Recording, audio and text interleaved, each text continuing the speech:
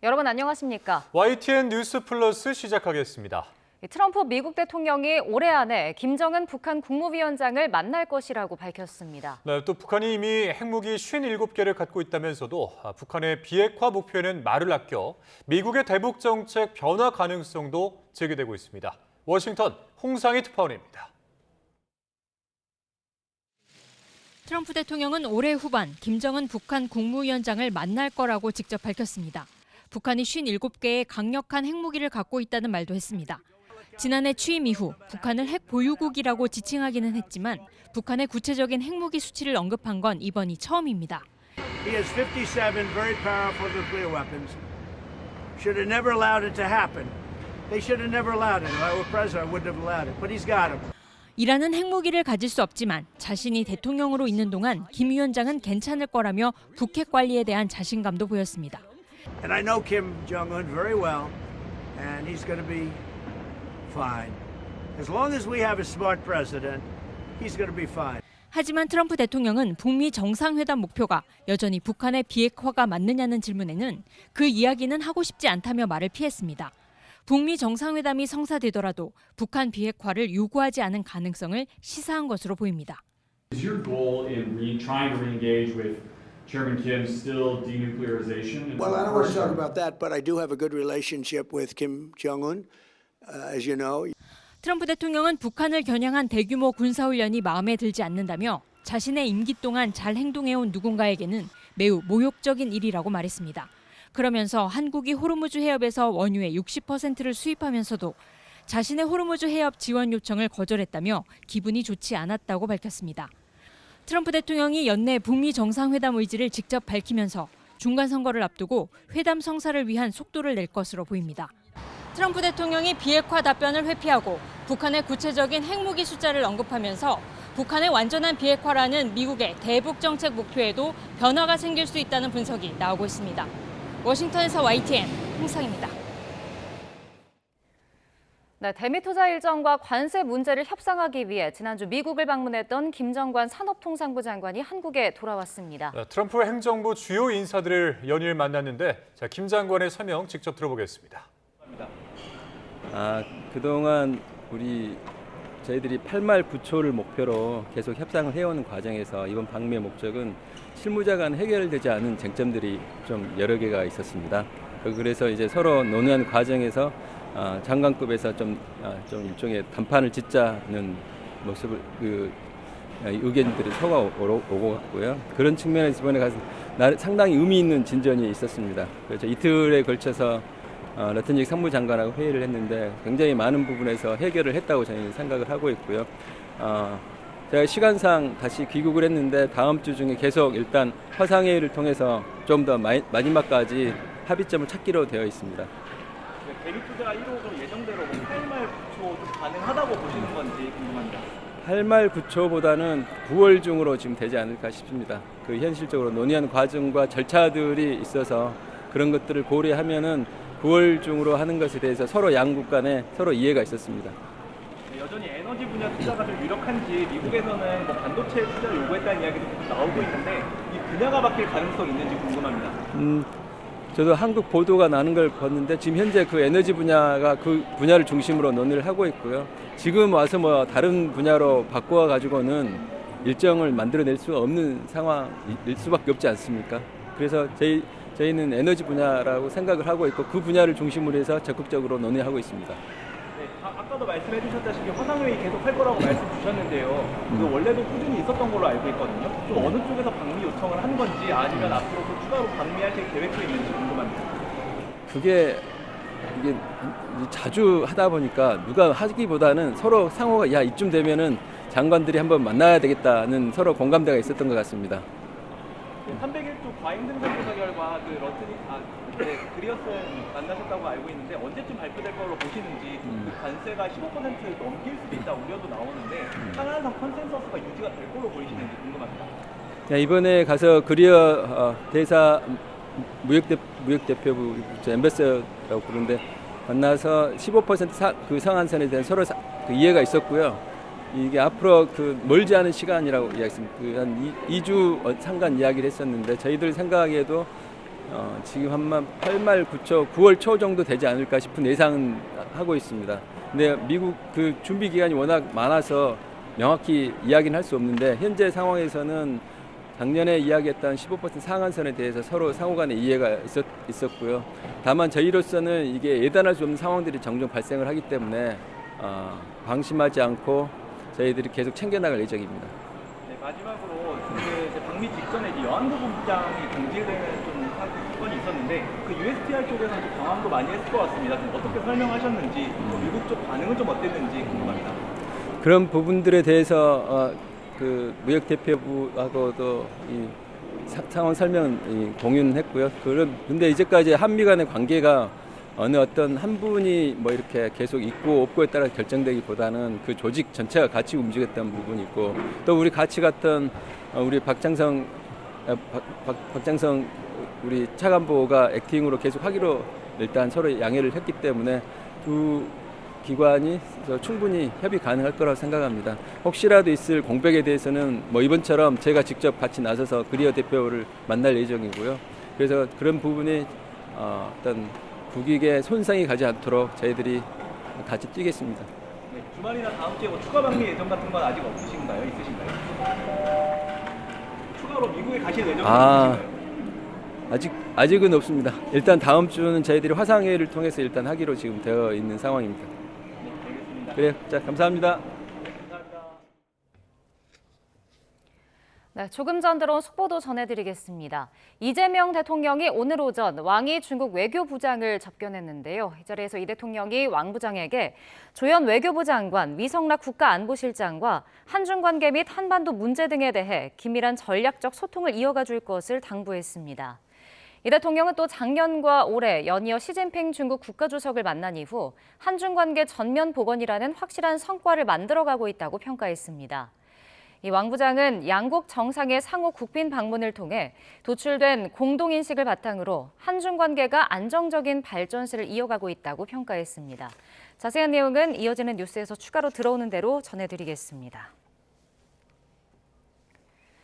네, 트럼프 미국 대통령이 북한이 핵무기 57개를 보유하고 있다고 발언한 것과 관련해 안규배 국방부 장관이 80개에서 120개 정도로 추정하고 있다고 밝혔습니다. 다만 핵 보유국으로 공식 인정할 수는 없다고 선을 그었습니다. 관련해서 취재기자 연결해 봅니다.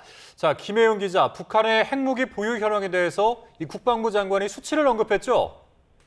네, 안규배 국방부 장관은 오늘 국회 국방위원회 전체 회의에서 북한의 핵무기 보유량에 관한 질의에 80개에서 120개 정도로 보고 있다고 답했습니다.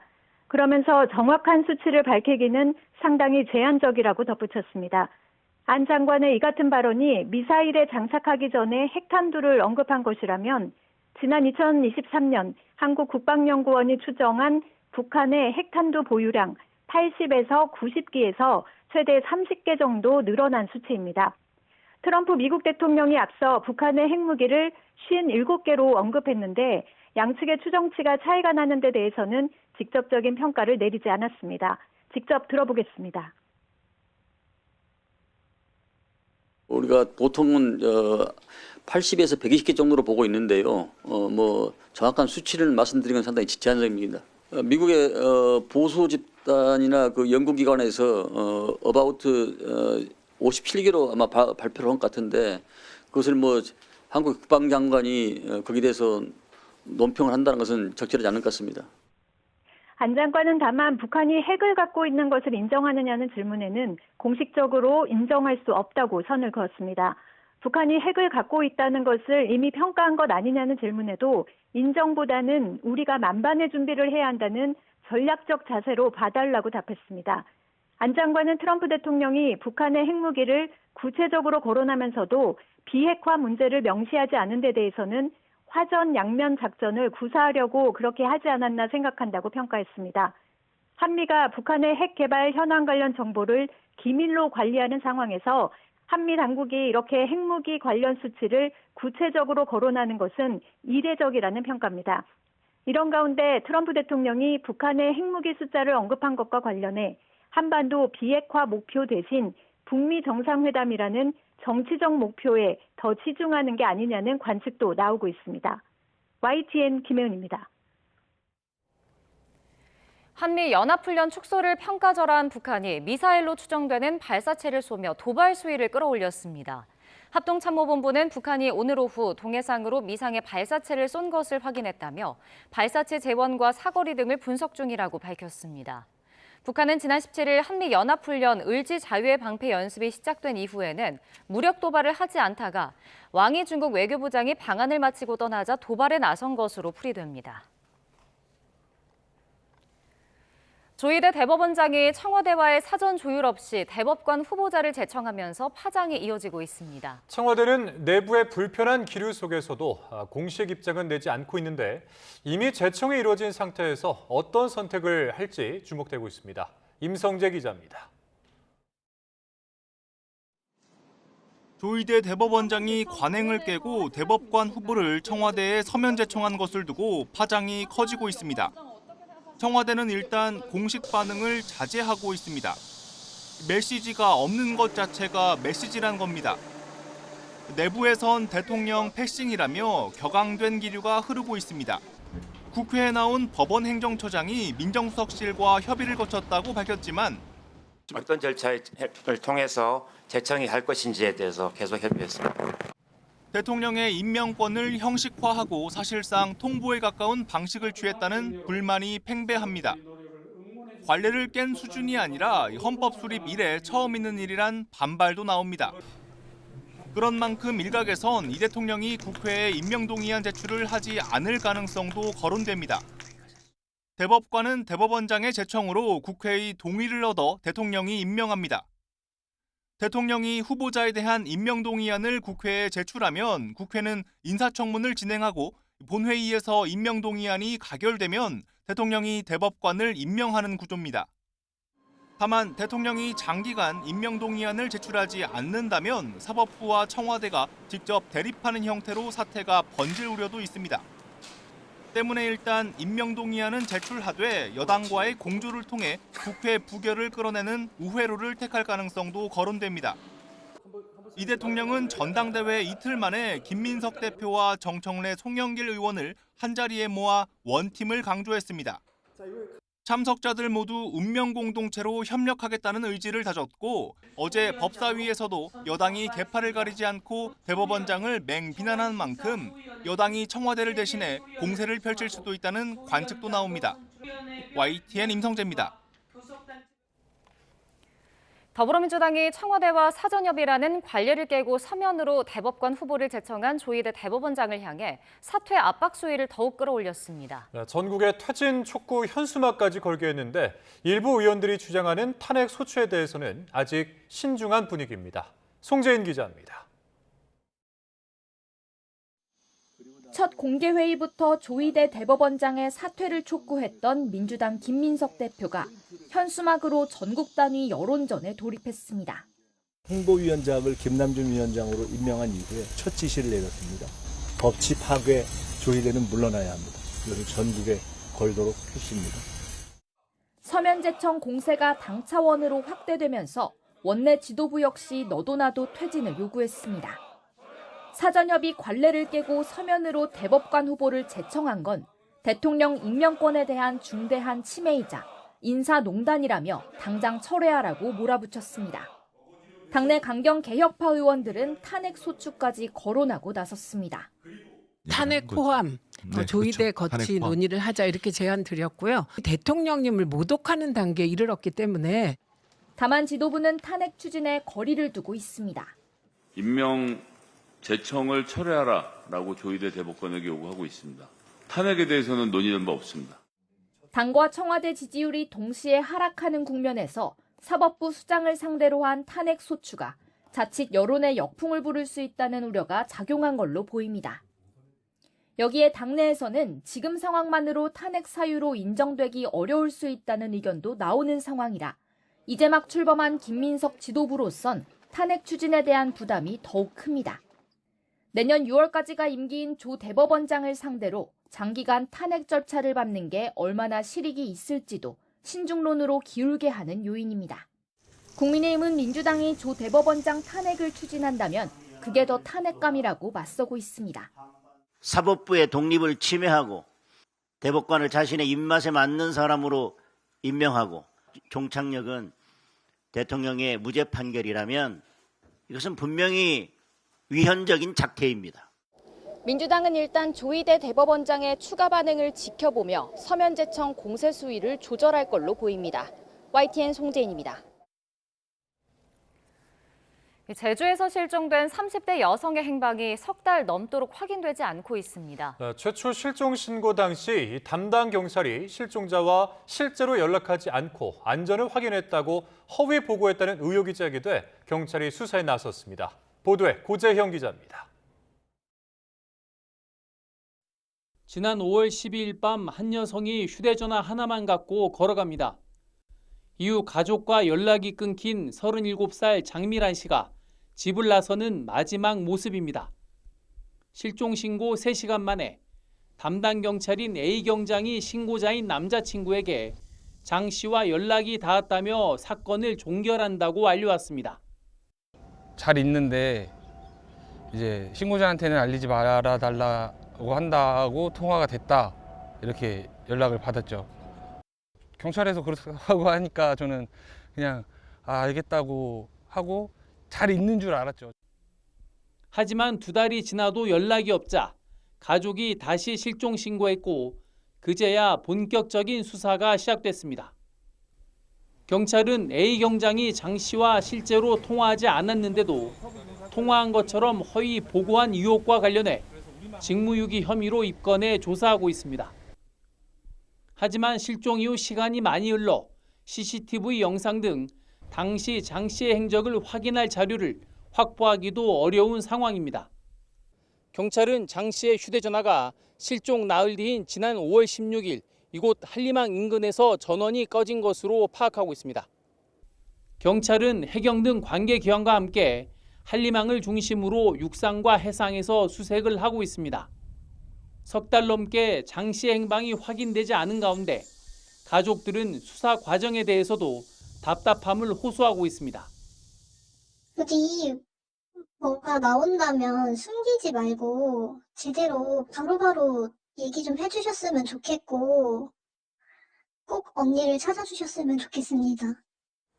최초 실종 신고 당시 경찰의 초동 대응이 적절했는지에 대한 의혹은 갈수록 커지고 있습니다. YTN 고재영입니다.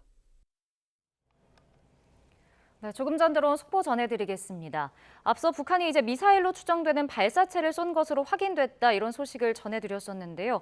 합동참모본부가 북한이 오늘 오후 5시쯤 평양 일대에서 동해상으로 단거리 탄도미사일 10여 발을 발사했다고 추가 발표했습니다. 그러면서 우리 군이 추가 발사에 대비해 감시와 경계를 강화했다며 한국과 미국, 일본이 북한의 탄도미사일 관련 정보를 긴밀히 공유하면서 대비태세를 유지하고 있다고 덧붙였습니다. 관련 소식은 추가로 들어오면 다시 한번 전해드리겠습니다.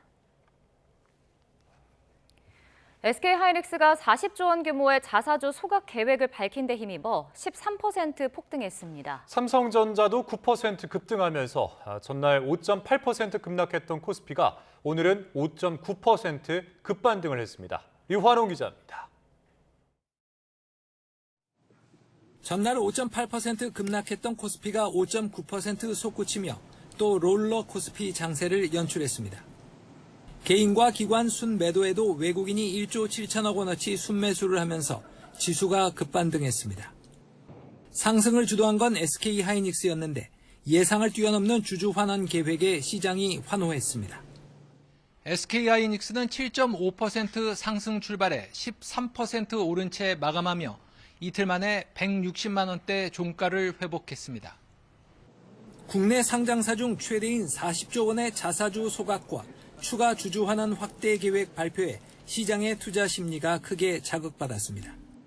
SK하이닉스에 이어 삼성전자도 주주 환원 계획을 발표할 것이란 기대감에 9% 오른 채 마감했고 코스피 대장주 급등에 힘입어 시장 전반에 온기가 돌았습니다. 코스피가 장 초반 5% 넘게 오르자 전날과 달리 이번엔 매수 사이드카가 발동됐습니다. SK하이닉스의 주주 환원 정책이 시장의 기대치를 크게 뛰어넘었고요. 반도체 기업들이 큰 돈을 번 규모를 가지고 주주 환원 정책에 적극적으로 나설 수 있을 것으로 기대가 된 점이 주가 상승을 끌어올렸다라고 볼 수 있을 것 같습니다. 코스닥도 2.4% 오른 채 출발해 2% 상승 마감했습니다. 10개월여 만에 1,300원대로 내려간 원달러 환율은 오후 3시 반 기준으로 1,393원을 기록했습니다. 미국 재무부가 국채 바이백, 즉 재매입 규모를 40억 달러로 2배 확대 발표하자 미 채권 금리가 급락하며 달러화 약세 기조가 강해졌습니다. YTN 유환홍입니다. SK하이닉스가 40조 원 규모의 자사주 취득과 소각을 발표한 가운데 주주 환원 규모를 확대하기로 한 점도 주목됩니다. 네, 그런 만큼 3분기 실적 발표에 맞춰 10월쯤 발표할 추가 주주 환원 계획에도 관심이 쏠립니다. 최하영 기자입니다. SK하이닉스가 40조 원 자사주 취득 소각 발표와 함께 주주 환원 규모도 키우겠다고 밝혔습니다. 2025년에서 2027년까지 누적 잉여 현금 흐름 FCF의 50% 범위 내에서 50% 이상으로 확대하기로 한 겁니다.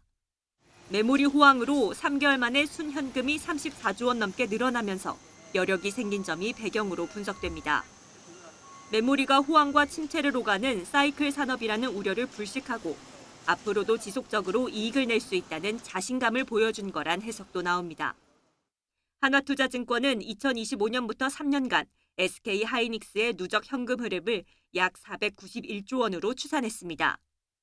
회사가 제시한 최소 환원율 50%만 적용해도 주주 환원 규모가 245조 원에 달할 거라는 계산입니다. 그런 만큼 3분기 실적 발표 시점에 안내할 추가 주주 환원 규모와 내용에도 관심이 쏠립니다. 이번에 이제 SK하이닉스가 주주 환원한 게 끝이 아니고 본격적인 시작이고요. 주주 환원의 기대감은 이제 가면 갈수록 또 증폭될 수 있고 또 무엇보다 긍정적인 거는 이렇게 주주들에게 적극적으로 환원을 한다는 건 그만큼 이제 메모리 반도체 사이클, 이 업황에 대한 자신감이 생겼다라는 또 증거이기 때문에 이 같은 조치가 장기적으로 주가에 미칠 영향이 주목되는 가운데 삼성전자의 주주 환원 정책에도 관심이 모아지고 있습니다. 삼성전자는 2024년부터 올해까지 누적 잉여 현금 흐름의 50%를 주주 환원 재원으로 활용할 계획인데 구체적으로 어떤 방안을 내놓을지 시장에 관심이 쏠리고 있습니다. YTN 최하영입니다. 오세훈 서울시장과 김윤덕 국토교통부 장관이 한 달 만에 만나 용산공원 내 주택 공급 문제를 논의했습니다. 입장차만 확인하면서 평행선 상태로 끝이 나긴 했지만 핵심 쟁점과 또 오 시장이 역으로 제시한 절충안을 놓고 추가 논의를 이어가기로 했습니다. 양일혁 기자입니다.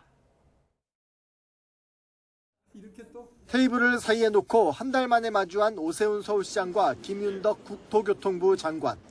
환한 미소로 악수를 나누고 뜨거운 쟁점인 용산공원 내 주택 공급 문제를 논의했지만 빈손으로 끝났습니다. 결론적으로 말씀드리면 오늘 용산공원에 대해서는 평행선이다. 늘 말씀 별로 없는 것 같아요. 일단 우리 시장님하고 입장차만 확인했고요.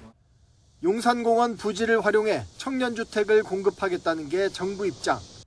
오 시장은 일부라도 동의하면 역사의 죄인으로 남을 거라는 표현까지 써가며 강하게 반대했다고 전했습니다. 대신 오 시장은 용산공원 인근 부지를 논의해보자며 절충안을 제시했습니다. 캠프킴 부지라든가 격리단 부지라든가 도시기반시설 설치 문제에 대해서 전향적으로 적극 검토하고 도와드릴 용의가 있다 하는 부분에 대해서 분명히 역제안을 드렸습니다. 이와 함께 오 시장은 현 정부 임기 내에 착공이 거의 불가능한 용산공원 내 청년 임대주택 공급보다 청년들이 실효성 있는 대책으로 느끼는 건 대출 한도라면서 정부의 청년 보금자리론 대상과 한도를 넓히고 보증보험 문턱을 낮춰달라 제안했다고 덧붙였습니다.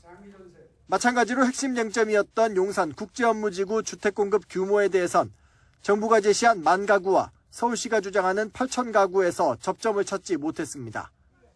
김 장관과 오 시장 사이에 입장만 확인한 채 한 달 만에 회동은 마무리됐지만 다음 주에도 핵심 쟁점과 절충안 등에 대해 논의를 계속 이어가기로 해 이견을 좁힐 여지를 남겨놨습니다.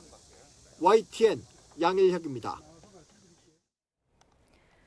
네, 조금 전 들어온 속보 전해드리겠습니다. 2차 종합특별검사팀이 12.3 내란에 가담했다는 의혹을 받는 심우정 전 검찰총장을 내란 중요 임무 종사 혐의로 기소했다는 소식이 들어왔습니다. 심 전 총장은 비상계엄이 선포된 뒤 박성재 전 법무부 장관의 지시로 계엄사령부 합동수사본부에 검사를 파견하는 방안을 검토한 혐의 등을 받습니다. 또 비상계엄 하재판 관할 문건을 작성하는 데 관여하고 윤석열 전 대통령의 구속 취소 결정에 대한 즉시 항고 포기를 지휘한 혐의도 받고 있습니다.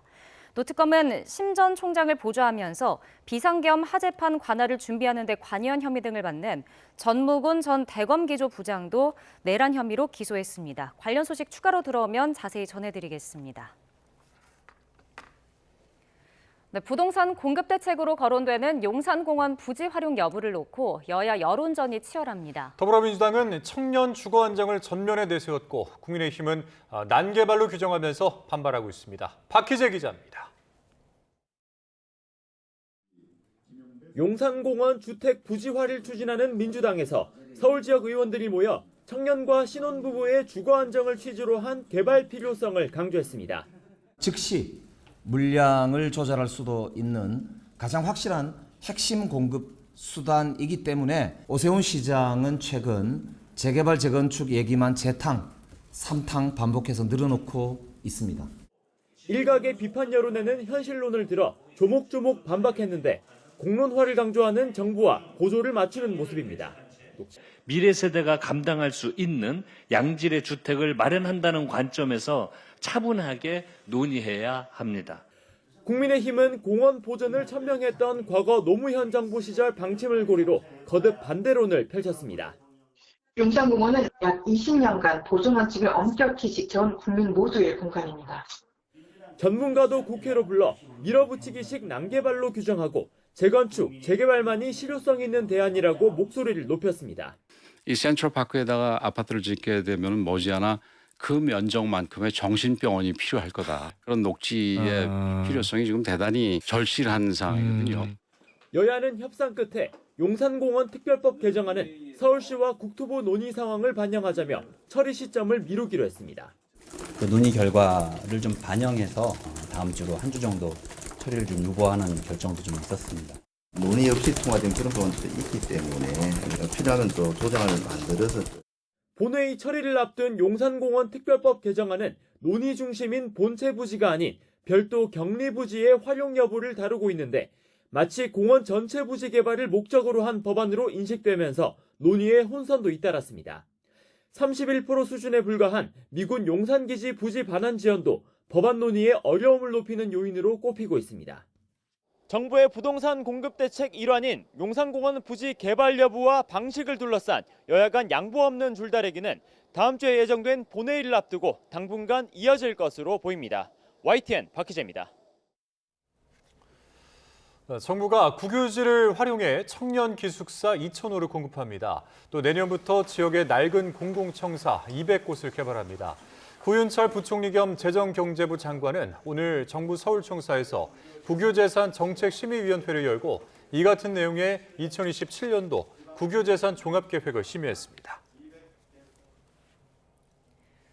기록적인 폭우가 핥히고 간 경남 거제 외곽에 아직 기본 생활조차 유지하기 힘든 곳이 적지 않습니다. 도로가 끊겨 고립된 마을에는 전기와 물마저 끊겼습니다. 차상은 기자가 취재했습니다. 산비탈에서 밀려든 토사와 성난 물줄기에 도로 아스팔트가 종이장처럼 힘없이 찢겨나갔습니다. 하천 축대가 무너지면서 물길이 마을 진입로를 그대로 덮쳐버렸습니다.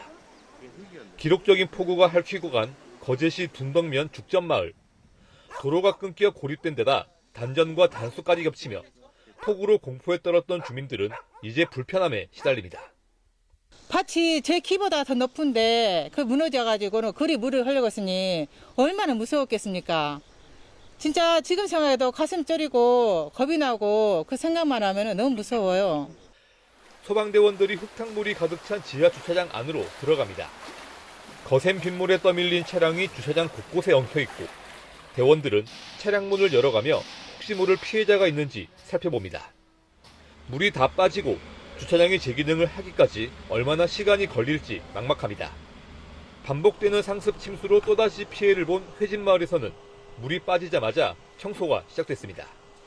마을 곳곳에 소독용 방역연기가 피어오르고 주민들은 진흙탕이 된 집 안팎을 쓸어내며 살림살이를 꺼내놓습니다. 고령의 어르신들이 대부분이라 치워도 끝이 없는 복구 작업에 일손은 턱없이 부족합니다. 이제 집집마다 이제 다 나이가 있으니까 연세가 있으니까 아무래도 뭐 혼자 하기는 그 자녀들이 안 하는 이상은 사실상 좀 조금. 가장 기본적인 이동조차 막힌 상간마을부터 반복되는 침수에 삶의 터전을 잃은 어르신들까지. 이제는 비 예보만 나와도 가슴을 졸이는 거제 지역 수재민들이 평온한 일상을 되찾기까지는 아직 갈 길이 멀어 보입니다. YTN 태상입니다. 산림청이 기록적인 집중호우로 피해가 발생한 경남 거제에서 추가 산사태 위험을 확인하기 위한 긴급 진단에 나섰습니다. 산림청은 오늘부터 거제시가 산사태 우려가 있다고 요청한 공동주택 12곳을 대상으로 비탈면 균열과 토사 유출, 집안 변형 등을 점검한다고 밝혔습니다. 이번 진단엔 국립산림과학원과 한국집안공학회 등 산사태 집안 분야 전문가들이 참여합니다. 구윤철 부총리 겸 재정경제부 장관이 집중호우로 큰 피해를 본 경남 거제와 통영 등을 특별 재난지역으로 선포하는 것을 검토하겠다고 밝혔습니다. 구 부총리는 오늘 정부 서울청사에서 주재한 비상경제본부 회의에서 가능한 수단을 총동원해 피해 지역 주민들의 조속한 일상 회복을 지원하도록 하겠다면서 이같이 언급했습니다. 그러면서 폭염과 집중호우로 인한 물가 부담 등을 줄이도록 관계부처 합동으로 민생안전 대책을 추진하고 독점적 플랫폼의 불공정 거래와 담합, 소비자 기만 행위 등에 체계적으로 대응하겠다고 말했습니다. 괌 먼바다에서 발생한 18호 태풍 사우델이 다음 주 매우 강한 태풍으로 발달할 전망인데 진로가 무척 유동적입니다. 9월을 앞둔 이 시기는 태풍의 길이 한반도로 열리거나 가을 장마가 나타날 수 있어서 주의가 필요합니다. 정혜용 기자입니다. 괌 동쪽 해상에서 발생한 제18호 태풍 사우델입니다. 아직은 중심 풍속이 초속 20m의 약한 태풍입니다. 태풍 사우델은 다음 주 중반인 25일쯤 최대 풍속 초속 45m가 넘는 매우 강한 태풍으로 발달해 일본 오키나와 동남동쪽 해상까지 북상할 전망입니다. 이 부근까지는 한국과 미국, 일본 기상당국의 예측이 동일합니다. 문제는 다음 주 중반 이후입니다. 진로가 무척 유동적인데 우선 한국형 수치예보 모델과 유럽 중기예보 모델은 태풍이 중국으로, 미국 모델은 일본을 향할 걸로 예측하고 있습니다. 우리나라에 직접 영향을 주진 않는 셈입니다. 하지만 태풍 예상 진로가 수시로 바뀌는 데다 약화한 비구름이 우리나라 서해와 동해로 접근할 수 있다는 분석이어서 안심할 순 없습니다. 후반부에 있는 예측은 굉장히 변동성이 큽니다. 앞으로 예측 기간이 당겨져 오면서 북쪽에 있는 기압골이 우리나라 쪽을 얼마나 깊게 지나가냐에 따라 강수가 도입될 가능성도 배제할 수는 없습니다. 특히 태풍이 북상하면서 밀어올리는 막대한 양의 수증기로 또다시 한반도 주변 기압계가 심하게 흔들리거나 북쪽의 찬 공기와 남쪽의 더운 공기가 만나 강한 정체 전선을 형성할 가능성도 있습니다. 태풍이 직접 상륙하지 않더라도 태풍 전면에서 다량의 열대 수증기가 유입되면서 대기가 불안정해지고 강한 비구름이 만들어질 수 있습니다. 특히 9월을 앞둔 이 시기는 남쪽의 더운 공기와 북쪽의 찬 공기가 만나 정체전선, 즉 가을 장마 형태의 호우가 나타날 수 있어 기상청은 태풍의 발달 정도와 한반도 주변 기압계 변화에 따라 날씨가 급변할 수 있다며 발표되는 최신 기상 정보를 수시로 확인해달라고 당부했습니다. YTN 정혜윤입니다. 더불어민주당 김민석 신임 대표가 취임 후 연일 당의 큰 어른들을 찾으며 통합 행보에 박차를 가하고 있습니다. 전당대회 기간 깊어진 당내 균열을 발빠르게 봉합하려는 모습인데 이 친정청래 개화의 미묘한 신경전은 계속되고 있습니다. 부장원 기자입니다. DJ와 노무현 전 대통령 묘역 참배, 문재인 전 대통령 예방에 이어 이재명 대통령 만찬까지 취임 이틀 만에 전현직 대통령들을 찾는 이른바 사통통합을 마친 김민석 신임 당대표는 다음 행선지로 당의 뿌리 이해찬 전 총리와 김근태 전 고문 묘역을 참배했습니다. 당의 큰 어른들에게 예를 갖추며 전당대회 기간 쪼개졌던 지지층을 다시 하나로 모으겠다는 취지입니다. 김 대표는 경쟁자 정청래 전 대표가 내세웠던 이해찬 정신을 자신도 이어받겠다며 이 전 총리의 20년 집권론을 계승한 연속 집권을 이뤄내겠다고 약속했습니다. 단순한 총선 승리가 아니라 20년, 30년 민주당의 황금 시대를 바라보면서 연속 집권의 틀을 짜겠다는 말. 동시에 김 대표는 당의 모든 뉴스가 민주당 TV를 통해 새벽부터 시작돼야 한다며 홍보 방식 혁신을 당내에 지시했습니다. 김어준 씨 등 친여 유튜브에 내줬던 메시지 주도권을 되찾으려는 포석이자 기강잡기라는 해석이 나왔는데 그 일환으로 앞으로 모든 행사를 국민에 대한 존중으로 시작하겠다며 정중례, 이른바 90도 인사도 도입했습니다. 당의 언어는 글이 아니라 글입니다. 국민과 당원들을 향해서 우리가 열심히 하겠습니다 하는 절을 한번 하는 것으로. 김 대표가 광폭 행보를 이어가는 사이 친정청래계는 미묘한 신경전을 이어갔습니다. 김어준 씨 방송에 나란히 출연해 선호투표제가 아니었다면 정청래 전 대표가 당선됐을 거라고 각을 세웠는데 김 대표를 향해서는 정 전 대표에 대한 조롱 등 당내 갈등을 시급히 수습하라고 요구했습니다. 그렇게 페어플레이하고 그렇게 승복하신 분한테 대해서 또 조롱하고 이런 건 없어져야 되죠. 문화를 바꾸지 않으면 안 된다는 건데 캠페인이라도 해야 된다고 생각합니다. 당 차원에서. 치열했던 계파 갈등 수습을 위해 일단 당내 통합에 방점을 찍은 모습인데 내부 결속을 다지는 대로 조만간 야권과의 관계 설정에도 속도를 낼 거로 보입니다. YTN 부장원입니다. 국민의힘 최고위원회가 당협위원장을 당원 투표 등으로 전면 다시 선출하는 안건을 논의했지만 이견 끝에 결론을 미뤘습니다. 최보윤 수석대변인은 오늘 최고위 뒤 기자들과 만나 당원 당규를 해석하거나 판단할 점이 있어 시간 관계상 결정을 내리지 못했고 다시 회의를 열기로 했다고 설명했습니다. 우재준 최고위원은 이후 기자들과 만나 현 지도부는 정치적 권위에 문제가 있다며 지도부부터 전당대회 등에서 평가받은 뒤 선출안을 따져야 한다며 반대 의사를 밝혔습니다. 최고위 내부에선 정점식 원내대표와 우 최고위원을 제외한 최고위원 대부분이 안건에 찬성 의사를 표명한 것으로 알려졌습니다. 네, 인플루언서 양정원 씨의 사기 사건을 금품을 받고 무마했다는 혐의 등을 받는 전직 강남경찰서 수사팀장이 재판에 넘겨졌습니다. 서울 남부지방검찰청은 오늘 뇌물수수와 공무상 비밀누설 혐의 등을 받는 이 송모 경감을 구속 기소했습니다. 송 경감은 양정원 씨의 남편 이 씨로부터 뇌물을 받고 양 씨의 사기 사건 2건과 또 이 씨가 가담한 주가 조작 사건 등을 무마한 혐의를 받습니다. 세 모녀에게 흉기를 휘둘러 살해하려 한 10대에게 중형이 선고됐습니다. 살인 청부업자 고용 방법을 검색하고 피해자 아버지의 부재 시간까지 파악하는 등 치밀하게 범행을 계획한 것으로 드러났습니다. 홍성욱 기자입니다.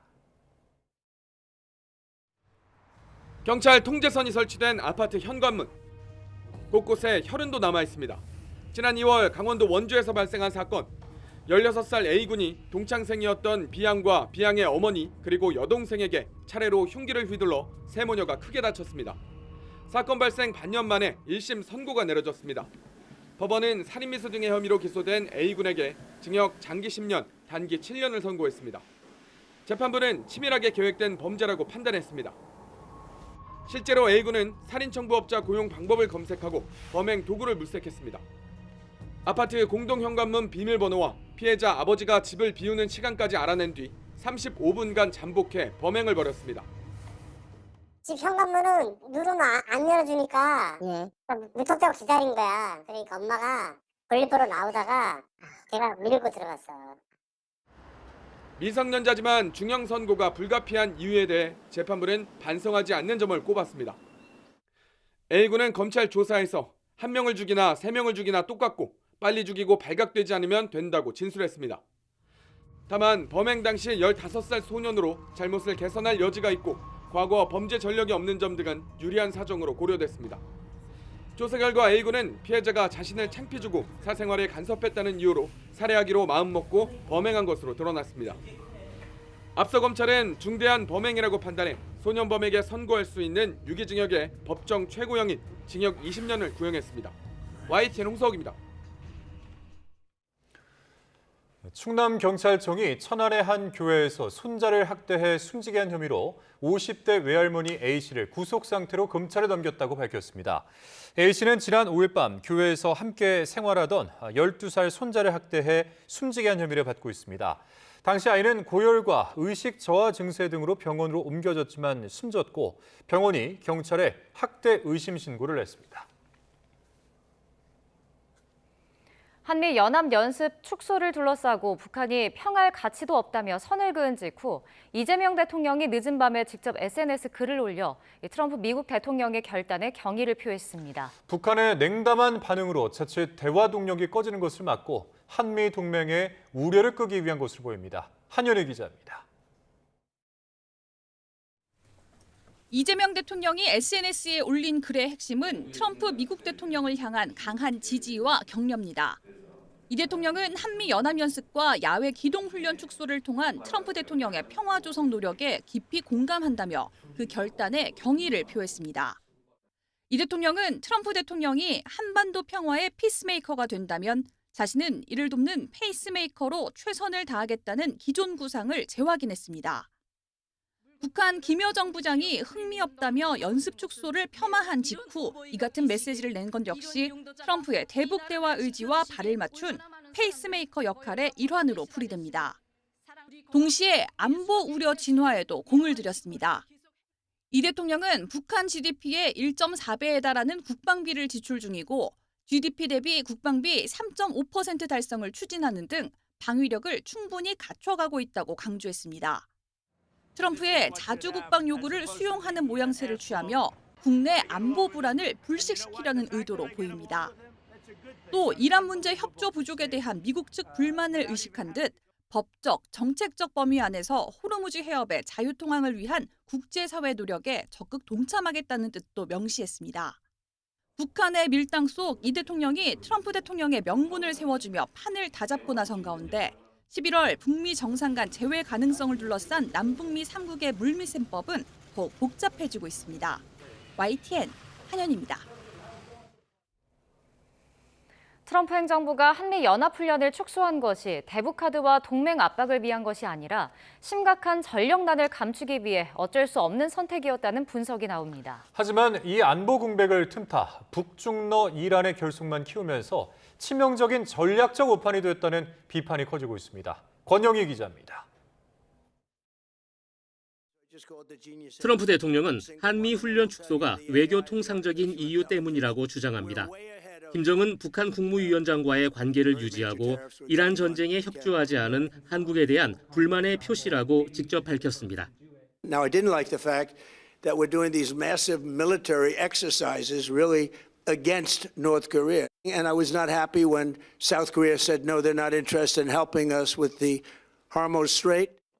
대북 주도권을 쥐고 방위비 압박 명분을 쌓는 전형적인 일석이조의 포장술입니다.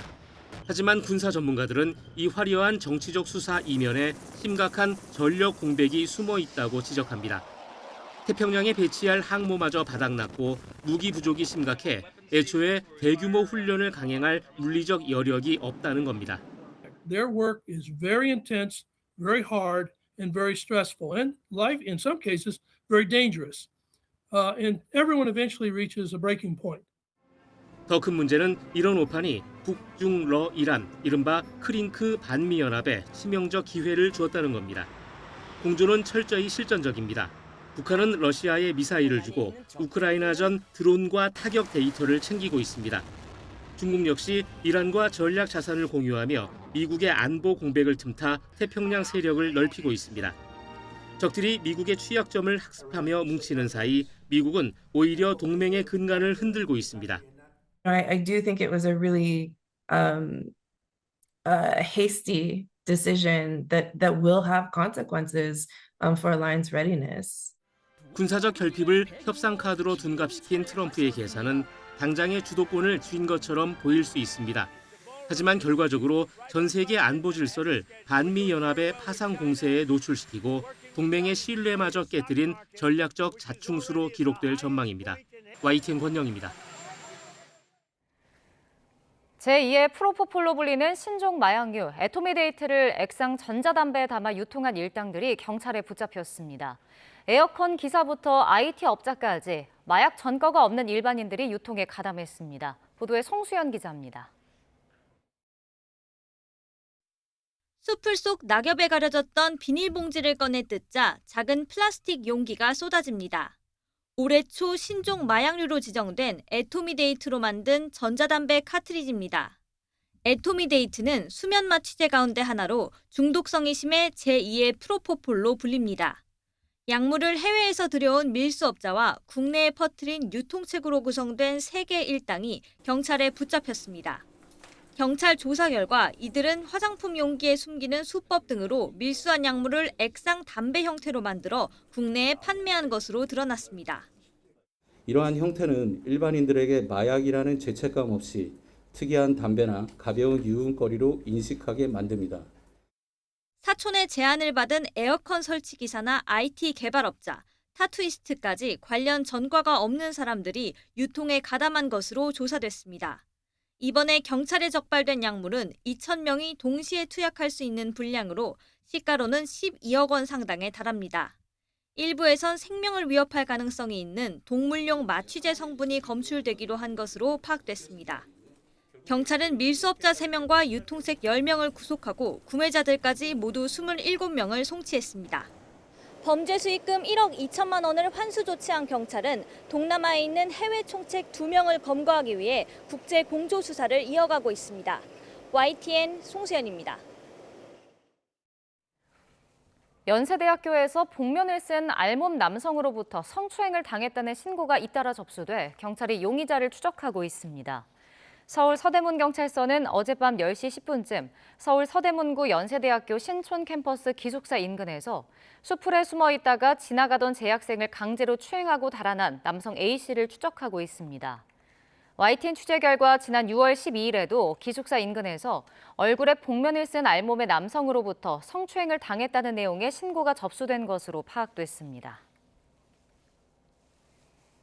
경기 수원시 아파트 단지에서 마약에 취한 채 돌아다닌 혐의로 체포됐다가 석방된 남성이 경찰에 출석했습니다. 경기 수원 권선경찰서는 오늘 오후 2시쯤부터 마약 투약 혐의를 받는 30대 남성 A씨를 피의자 신분으로 불러 조사하고 있습니다.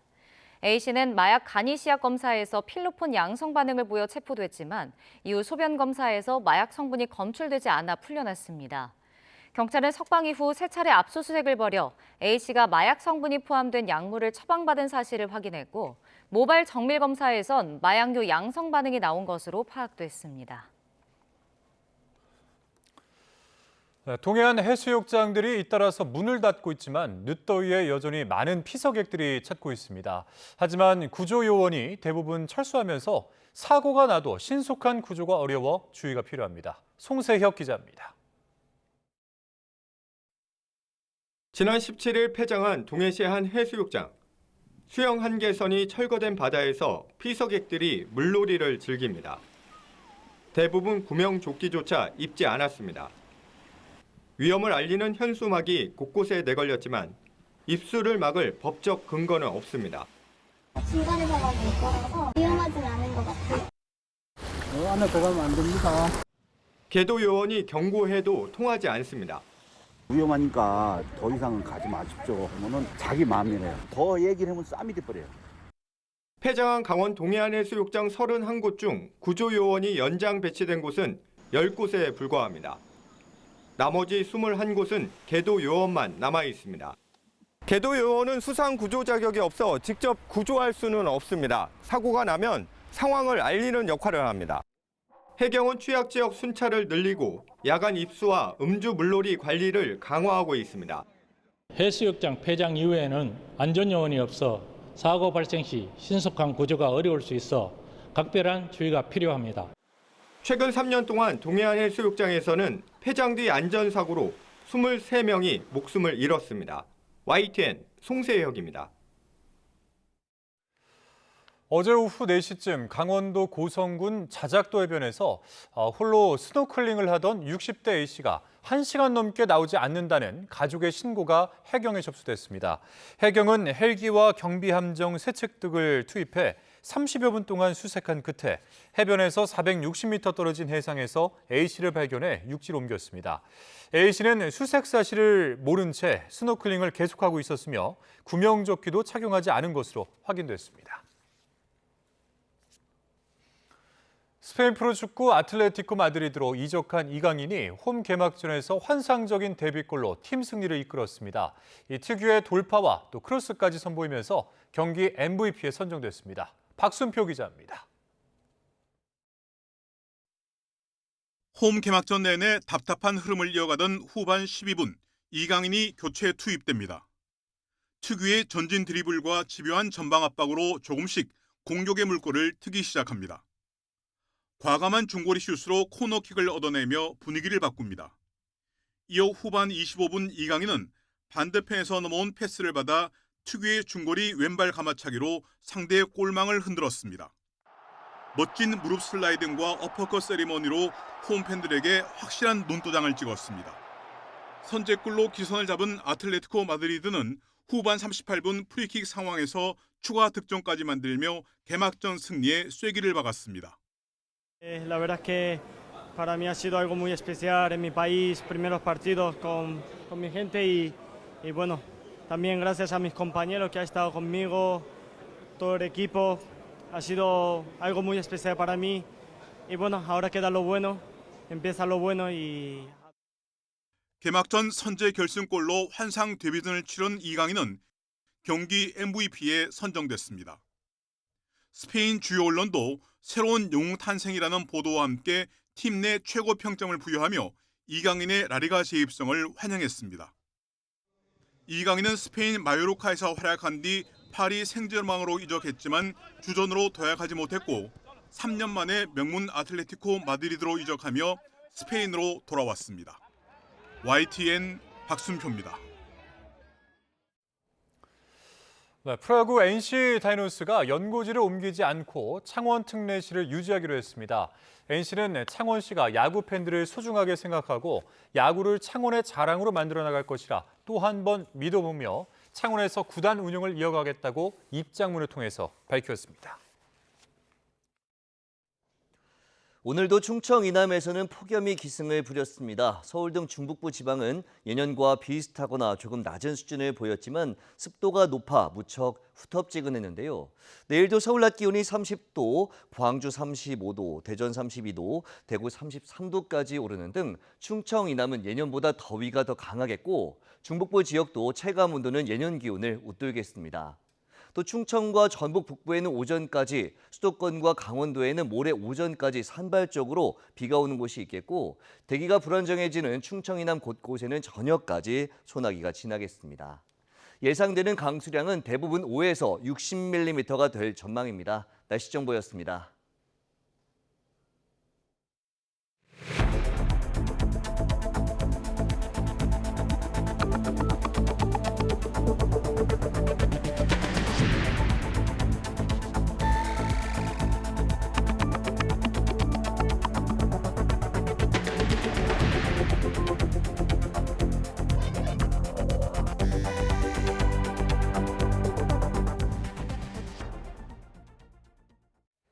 트럼프 미국 대통령이 올해 안에 김정은 북한 국무위원장을 만날 것이라고 밝혔습니다. 또 북한이 이미 핵무기 57개를 갖고 있다면서도 북한의 비핵화 목표에는 말을 아껴 미국의 대북 정책 변화 가능성도 제기되고 있습니다. 워싱턴 홍상희 특파원입니다. 트럼프 대통령은 올해 후반 김정은 북한 국무위원장을 만날 거라고 직접 밝혔습니다. 북한이 57개의 강력한 핵무기를 갖고 있다는 말도 했습니다. 지난해 취임 이후 북한을 핵 보유국이라고 지칭하기는 했지만 북한의 구체적인 핵무기 수치를 언급한 건 이번이 처음입니다. He has 57 very powerful nuclear weapons. Should have never allowed it to happen. They should have never allowed it. If I were president, I wouldn't have allowed it. But he's got them. 이라는 핵무기를 가질 수 없지만 자신이 대통령으로 있는 동안 김 위원장은 괜찮을 거라며 북핵 관리에 대한 자신감도 보였습니다. And I know Kim Jong-un very well, and he's going to be fine. As long as we have a smart president, he's going to be fine. 하지만 트럼프 대통령은 북미 정상회담 목표가 여전히 북한의 비핵화가 맞느냐는 질문에는 그 이야기는 하고 싶지 않다며 말을 피했습니다. 북미 정상회담이 성사되더라도 북한 비핵화를 요구하지 않은 가능성을 시사한 것으로 보입니다. Is your goal in trying to re-engage with Chairman Kim still denuclearization? Well, I don't want to talk about that, but I do have a good relationship with Kim Jong-un, as you know. 트럼프 대통령은 북한을 겨냥한 대규모 군사훈련이 마음에 들지 않는다며 자신의 임기 동안 잘 행동해온 누군가에게는 매우 모욕적인 일이라고 말했습니다. 그러면서 한국이 호르무즈 해협에서 원유의 60%를 수입하면서도 자신의 호르무즈 해협 지원 요청을 거절했다며 기분이 좋지 않았다고 밝혔습니다.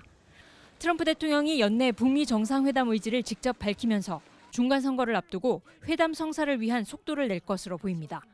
트럼프 대통령이 비핵화 답변을 회피하고 북한의 구체적인 핵무기 숫자를 언급하면서 북한의 완전한 비핵화라는 미국의 대북 정책 목표에도 변화가 생길 수 있다는 분석이 나오고 있습니다. 워싱턴에서 YTN 홍상입니다. 트럼프 대통령이 핵 개발 저지를 명분으로 이란과 전쟁을 벌이는 와중에 북한의 핵 보유를 인정하는 입장을 취하고 있습니다. 두 나라의 핵 개발 수준을 반영한 현실적인 접근법이라는 평가가 나오는데 주변국의 독자 핵 무장론을 연쇄적으로 촉발하는 계기가 될 수도 있습니다. 신호 기자입니다. 7년 전 판문점에서 김정은과 찍은 사진 한 장을 띄우며 시작한 트럼프의 러브콜은 닷새째 계속됐습니다. 한미연합훈련 축소로 성의를 표시하더니 핵무기 57개 보유국이라는 구체적 지위까지 부여하며 북미 회담을 시작할 조건을 채워가고 있습니다. 6개월 전 이란 핵 개발 저지를 명분으로 전쟁을 시작했다가 끝내지 못한 상황에서 북한 핵 보유 인정은 일관성을 잃은 것으로도 보입니다. 하지만 북한과 이란은 핵 개발의 역량이 다르기 때문에 트럼프 대통령 입장에서도 현실 타협적인 접근법을 택한 것이라는 평가도 있습니다. 11월 중간 선거를 앞두고 중동에 머물러 있는 시선을 순식간에 동북아로 돌리는 효과도 있습니다. Trump's tired of Iran. He's bored of it. You know, there's not a clear there's no easy answer, so he's shifting to something else. Like as you say, Mark, he's lifting and shifting, right? He's lifting and shifting to something else. 트럼프 대통령은 지난해 취임 직후부터 북한을 핵 보유국으로 언급해 왔다는 점에서도 급격한 입장 변화는 아니라는 설명이 가능합니다. Now he is a nuclear power, but we get along. I think he'll be happy to see him coming back. 하지만 이번에는 숫자까지 밝히면서 북한의 핵 보유를 구체화했고 김정은을 만나서도 비핵화를 꺼내지 않을 의사까지 내비쳤다는 점이 중요합니다. 미국의 대북 정책이 비핵화에서 핵 동결이나 군축으로 전환될 가능성에 대한 우려가 커질 수 있습니다. 한국과 일본 같은 동북아 주요국에서는 미국의 확장 억제에 대한 신뢰가 약해지면서 독자적 핵무장 여론이 더 설득력을 얻게 됩니다. 미국 정부의 공식적 북핵 인정은 한미일 안보 협력뿐만 아니라 동북아의 핵 비확산 체제에도 근본적인 변화를 가져올 수 있습니다. YTN 신호입니다. 안규백 국방부 장관이 트럼프 대통령의 북한 핵무기 57개 보유 발언과 관련해 우리 정부는 북한이 보유한 핵무기를 80개에서 120개 정도로 보고 있다고 밝혔습니다. 안 장관은 오늘 국회 국방위원회 전체 회의에서 정확한 수치를 언급하는 건 상당히 제한적이고 북한이 핵을 갖고 있다는 게 아니라 그 정도 보유했을 것으로 추정한다는 취지라며 이같이 말했습니다.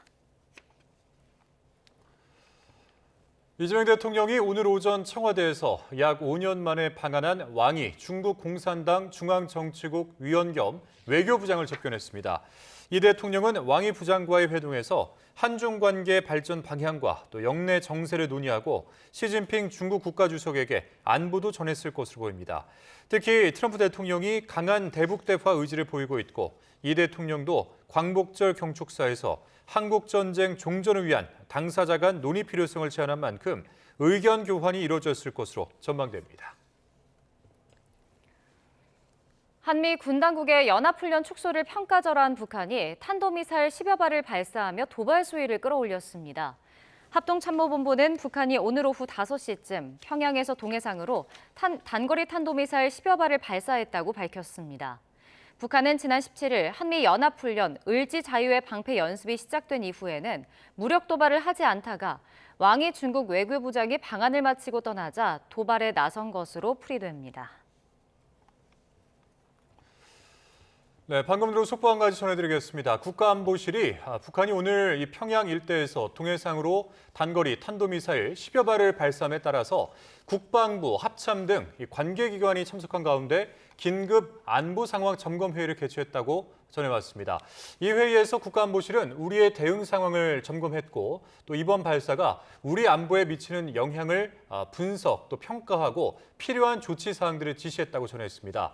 특히 현재 을지 연습 기간 중이라는 점에서 우리의 대비 태세에 만전을 기할 것을 강조하는 한편 북한의 탄도미사일 발사는 유엔 안전보장이사회 결의를 위반하는 엄중한 행위로 이를 즉각 중단할 것을 촉구했다고 전했습니다. 관련 소식은 이어지는 뉴스에서 다시 전해드리겠습니다.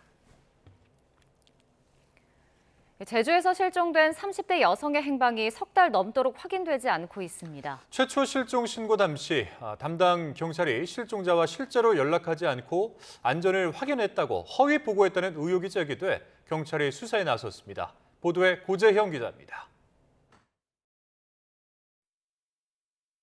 지난 5월 12일 밤 한 여성이 휴대전화 하나만 갖고 걸어갑니다. 이후 가족과 연락이 끊긴 37살 장미란 씨가 집을 나서는 마지막 모습입니다. 실종 신고 3시간 만에 담당 경찰인 A 경장이 신고자인 남자친구에게 장 씨와 연락이 닿았다며 사건을 종결한다고 알려왔습니다. 잘 있는데 이제 신고자한테는 알리지 말아 달라고 한다고 통화가 됐다 이렇게 연락을 받았죠. 경찰에서 그렇다고 하니까 저는 그냥 알겠다고 하고 잘 있는 줄 알았죠. 하지만 2달이 지나도 연락이 없자 가족이 다시 실종 신고했고 그제야 본격적인 수사가 시작됐습니다. 경찰은 A 경장이 장 씨와 실제로 통화하지 않았는데도 통화한 것처럼 허위 보고한 의혹과 관련해 직무유기 혐의로 입건해 조사하고 있습니다. 하지만 실종 이후 시간이 많이 흘러 CCTV 영상 등 당시 장 씨의 행적을 확인할 자료를 확보하기도 어려운 상황입니다.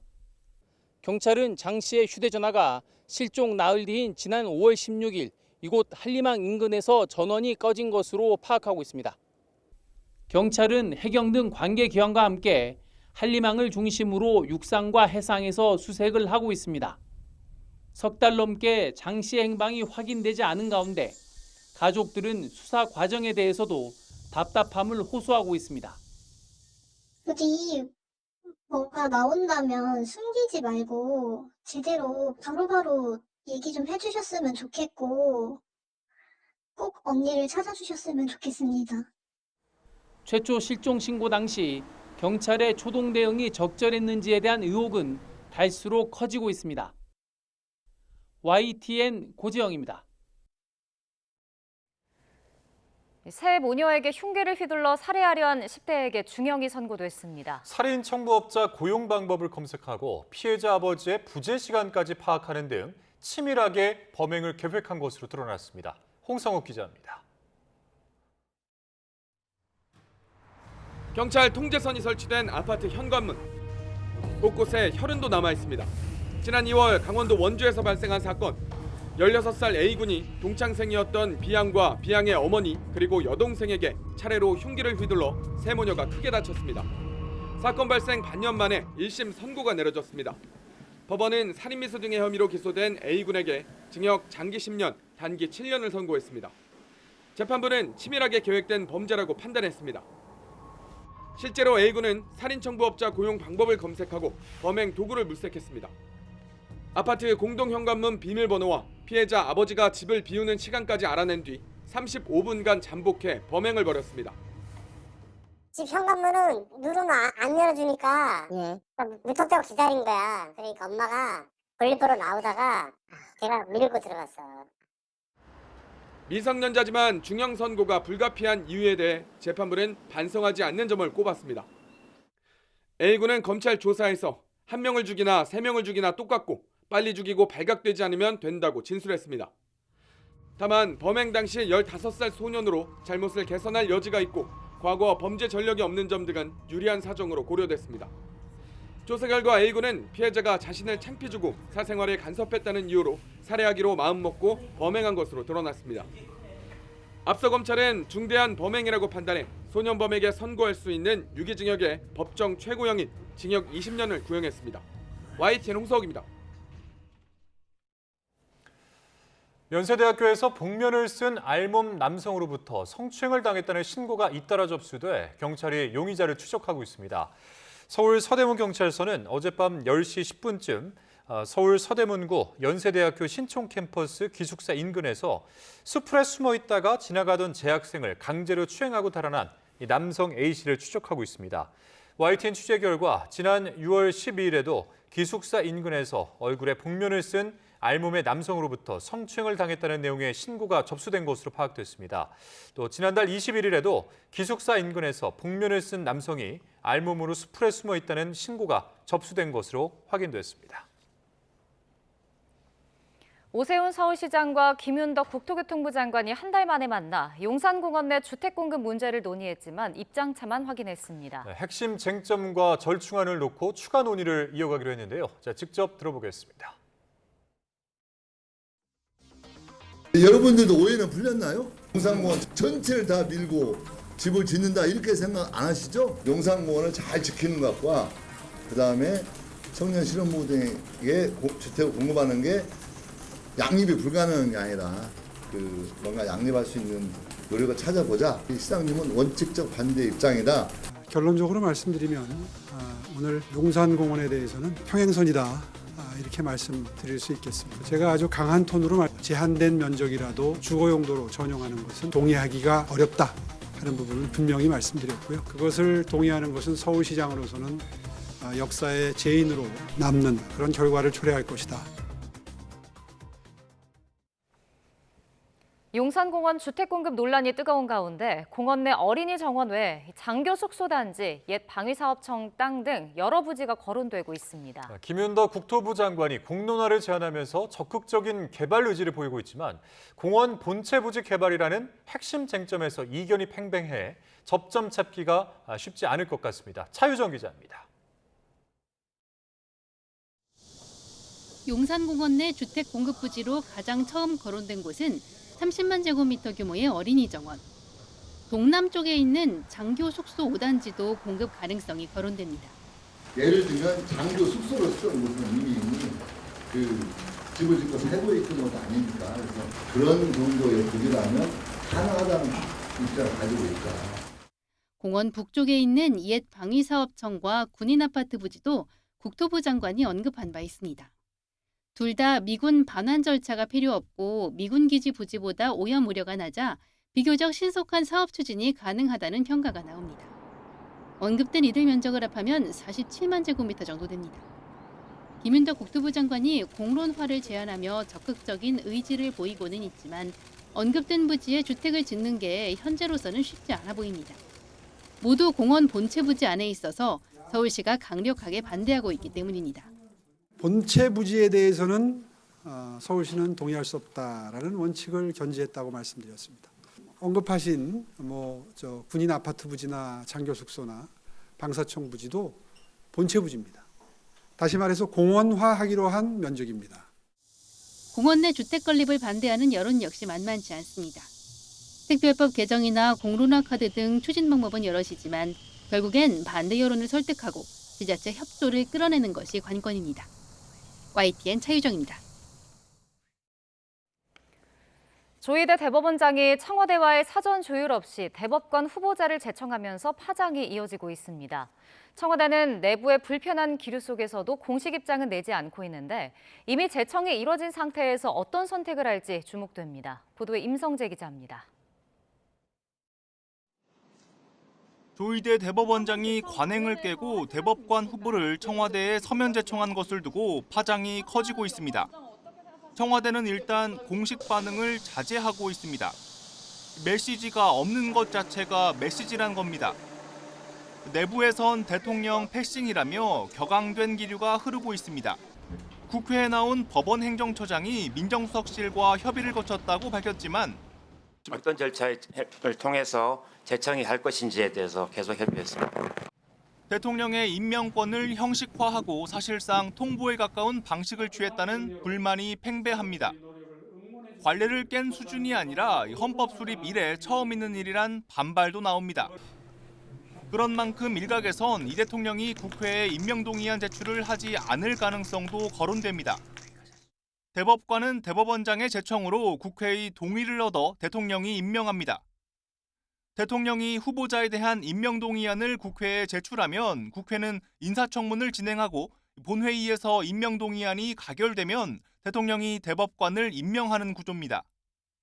다만 대통령이 장기간 임명동의안을 제출하지 않는다면 사법부와 청와대가 직접 대립하는 형태로 사태가 번질 우려도 있습니다.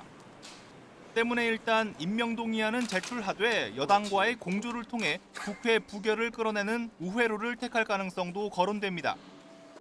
이 대통령은 전당대회 이틀 만에 김민석 대표와 정청래 송영길 의원을 한자리에 모아 원팀을 강조했습니다. 참석자들 모두 운명공동체로 협력하겠다는 의지를 다졌고 어제 법사위에서도 여당이 계파를 가리지 않고 대법원장을 맹비난한 만큼 여당이 청와대를 대신해 공세를 펼칠 수도 있다는 관측도 나옵니다. YTN 임성재입니다. 더불어민주당 김민석 대표가 조희대 대법원장의 대법관 서면 제청 논란과 관련해 조 대법원장의 사임 촉구 현수막을 전국에 걸도록 지시했습니다. 현수막 문구는 민주의 황금 시대를 열겠습니다. 법치 파괴 조희대는 물러나야 한다 두 가지라고 설명했습니다. 김 대표는 이어 민주의 황금 시대를 여는 연속 집권의 판을 당대표 김민석이 이 대표 뜻을 이어 확실하게 만들어내겠다고 강조했습니다. 국민의힘은 민주당 김민석 대표가 조희대 씨는 물러나는 게 맞다고 말한 것을 겨냥해 민생보다 대통령 심기 경호가 먼저라면 실패는 필연이라고 비판했습니다. 정점식 원내대표는 오늘 최고위원회의에서 첫날부터 대법원장에 공갈 협박이나 늘어놓고 있다며 이같이 말하고 대통령께 대면 보고하지 않았다는 게 탄핵 사유라고 주장하는 것 자체가 삼권 분립과 민주주의를 통째로 부정하는 발상이라고 주장했습니다. 개혁신당 이준석 대표도 여권의 조희대 대법원장 비판에 대해 어떤 형사 피고인이 감히 자신을 재판할 대법관을 협의해서 고르냐며 부끄러운 줄 알라고 꼬집었습니다. 이 대표는 오늘 최고위원회의에서 이재명 대통령은 공직선거법 위반 등 5건의 형사재판을 받는 피고인이고 지금 임명되는 대법관은 이 대통령 임기 뒤 해당 재판을 맡게 된다며 이같이 지적했습니다. 네, SK하이닉스가 40조 원 규모의 자사주 취득과 소각을 발표한 가운데 주주 환원 규모를 확대하기로 한 점도 주목됩니다. 그런 만큼 3분기 실적 발표에 맞춰 10월쯤 발표할 이 추가 주주 환원 계획에도 관심이 쏠리고 있습니다. 최하영 기자입니다. SK하이닉스가 40조 원 자사주 취득 소각 발표와 함께 주주 환원 규모도 키우겠다고 밝혔습니다. 2025년에서 2027년까지 누적 잉여 현금 흐름, FCF의 50% 범위 내에서 50% 이상으로 확대하기로 한 겁니다. 메모리 호황으로 3개월 만에 순현금이 34조 원 넘게 늘어나면서 여력이 생긴 점이 배경으로 분석됩니다. 메모리가 호황과 침체를 오가는 사이클 산업이라는 우려를 불식하고 앞으로도 지속적으로 이익을 낼 수 있다는 자신감을 보여준 거란 해석도 나옵니다. 한화투자증권은 2025년부터 3년간 SK하이닉스의 누적 현금 흐름을 약 491조 원으로 추산했습니다. 회사가 제시한 최소 환원율 50%만 적용해도 주주 환원 규모가 245조 원에 달할 거라는 계산입니다. 그런 만큼 3분기 실적 발표 시점에 안내할 추가 주주 환원 규모와 내용에도 관심이 쏠립니다. 이번에 이제 SK하이닉스가 주주 환원한 게 끝이 아니고 본격적인 시작이고요. 주주 환원의 기대감은 이제 가면 갈수록 또 증폭될 수 있고 또 무엇보다 긍정적인 거는 이렇게 주주들에게 적극적으로 환원을 한다는 건 그만큼 이제 메모리 반도체 사이클, 이 업황에 대한 자신감이 생겼다라는 또 증거이기 때문에 이 같은 조치가 장기적으로 주가에 미칠 영향이 주목되는 가운데 삼성전자의 주주 환원 정책에도 관심이 모아지고 있습니다.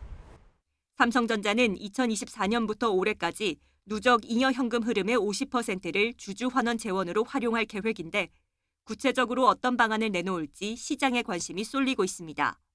YTN 최하영입니다. 코스피가 시장에 매수 사이드카를 발동하는 등 급등세를 보이며 6,800대에 안착했습니다. 코스피는 오늘 5.89% 오른 6,852선에 마감했습니다. 앞서 3.23% 오른 6,680선에서 장을 시작한 코스피는 장 초반 급등세를 보였고 개장 1시간도 되지 않아 시장에 매수 사이드카가 발동됐습니다. 코스피 수급에서는 외국인이 순매수했고 개인과 기관이 순매도했습니다. 경기 수원시 아파트 단지에서 마약에 취한 채 돌아다니는 혐의로 체포됐다가 석방된 남성이 경찰에 출석했습니다. 이 피의자 신분으로 소환된 A씨는 마약 간이시약 검사에서 필로폰 양성 반응을 보여 체포됐지만 이후 소변 검사에서 마약 성분이 검출되지 않아서 풀려났습니다. 경찰은 석방 이후 3차례 압수수색을 벌여 A씨가 마약 성분이 포함된 약물을 처방받은 사실을 확인했고 모발 정밀 검사에서는 마약류 양성 반응이 나온 것으로 파악됐습니다. 오늘 오후 3시쯤 경기 고양시 식사동에 있는 동국대학교 바이오메딕 캠퍼스 지하 2층 주차장에서 유해 화학 물질로 지정된 마취제 클로로폼 1kg가량이 추출됐습니다. 이 사고로 인명피해는 없었습니다. 소방당국은 처리업체에서 클로로폼 시약을 병에 담아 옮기다가 용기 1개가 파손되면서 이 물질이 액체 상태로 유출된 것으로 보인다고 설명했습니다. 제2의 프로포폴로 불리는 신종 마약류 애토미데이트를 액상 전자담배에 담아 유통한 일당들이 경찰에 붙잡혔습니다. 에어컨 기사부터 IT 업자까지 마약 전과가 없는 일반인들이 유통에 가담했습니다. 송수현 기자입니다. 수풀 속 낙엽에 가려졌던 비닐봉지를 꺼내 뜯자 작은 플라스틱 용기가 쏟아집니다. 올해 초 신종 마약류로 지정된 애토미데이트로 만든 전자담배 카트리지입니다. 애토미데이트는 수면 마취제 가운데 하나로 중독성이 심해 제2의 프로포폴로 불립니다. 약물을 해외에서 들여온 밀수업자와 국내에 퍼뜨린 유통책으로 구성된 3개 일당이 경찰에 붙잡혔습니다.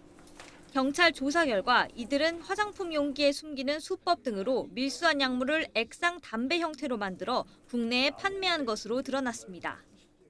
이러한 형태는 일반인들에게 마약이라는 죄책감 없이 특이한 담배나 가벼운 유흥거리로 인식하게 만듭니다. 사촌의 제안을 받은 에어컨 설치 기사나 IT 개발업자, 타투이스트까지 관련 전과가 없는 사람들이 유통에 가담한 것으로 조사됐습니다. 이번에 경찰에 적발된 약물은 2,000명이 동시에 투약할 수 있는 분량으로 시가로는 12억 원 상당에 달합니다. 일부에선 생명을 위협할 가능성이 있는 동물용 마취제 성분이 검출되기도 한 것으로 파악됐습니다.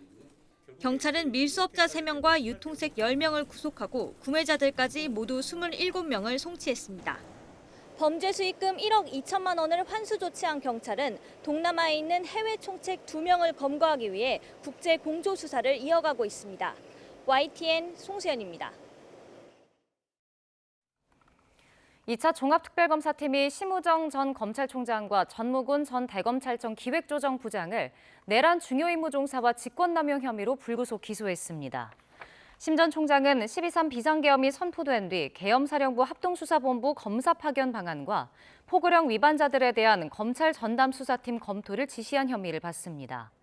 또 비상계엄화 재판 관할 문건을 작성하는 데 관여하고 윤석열 전 대통령의 구속 취소 결정에 대한 즉시 항고 포기를 지휘한 혐의도 있습니다. 전무군 전 부장은 심 전 총장을 보좌하며 비상계엄화 재판 관할을 준비하는 데 관여한 혐의 등을 받습니다. 정규유착 비리 의혹을 수사하고 있는 검경 합동수사본부가 신천지의 더불어민주당 가입 의혹과 관련해 신천지 고위 간부를 불러 조사하고 있습니다.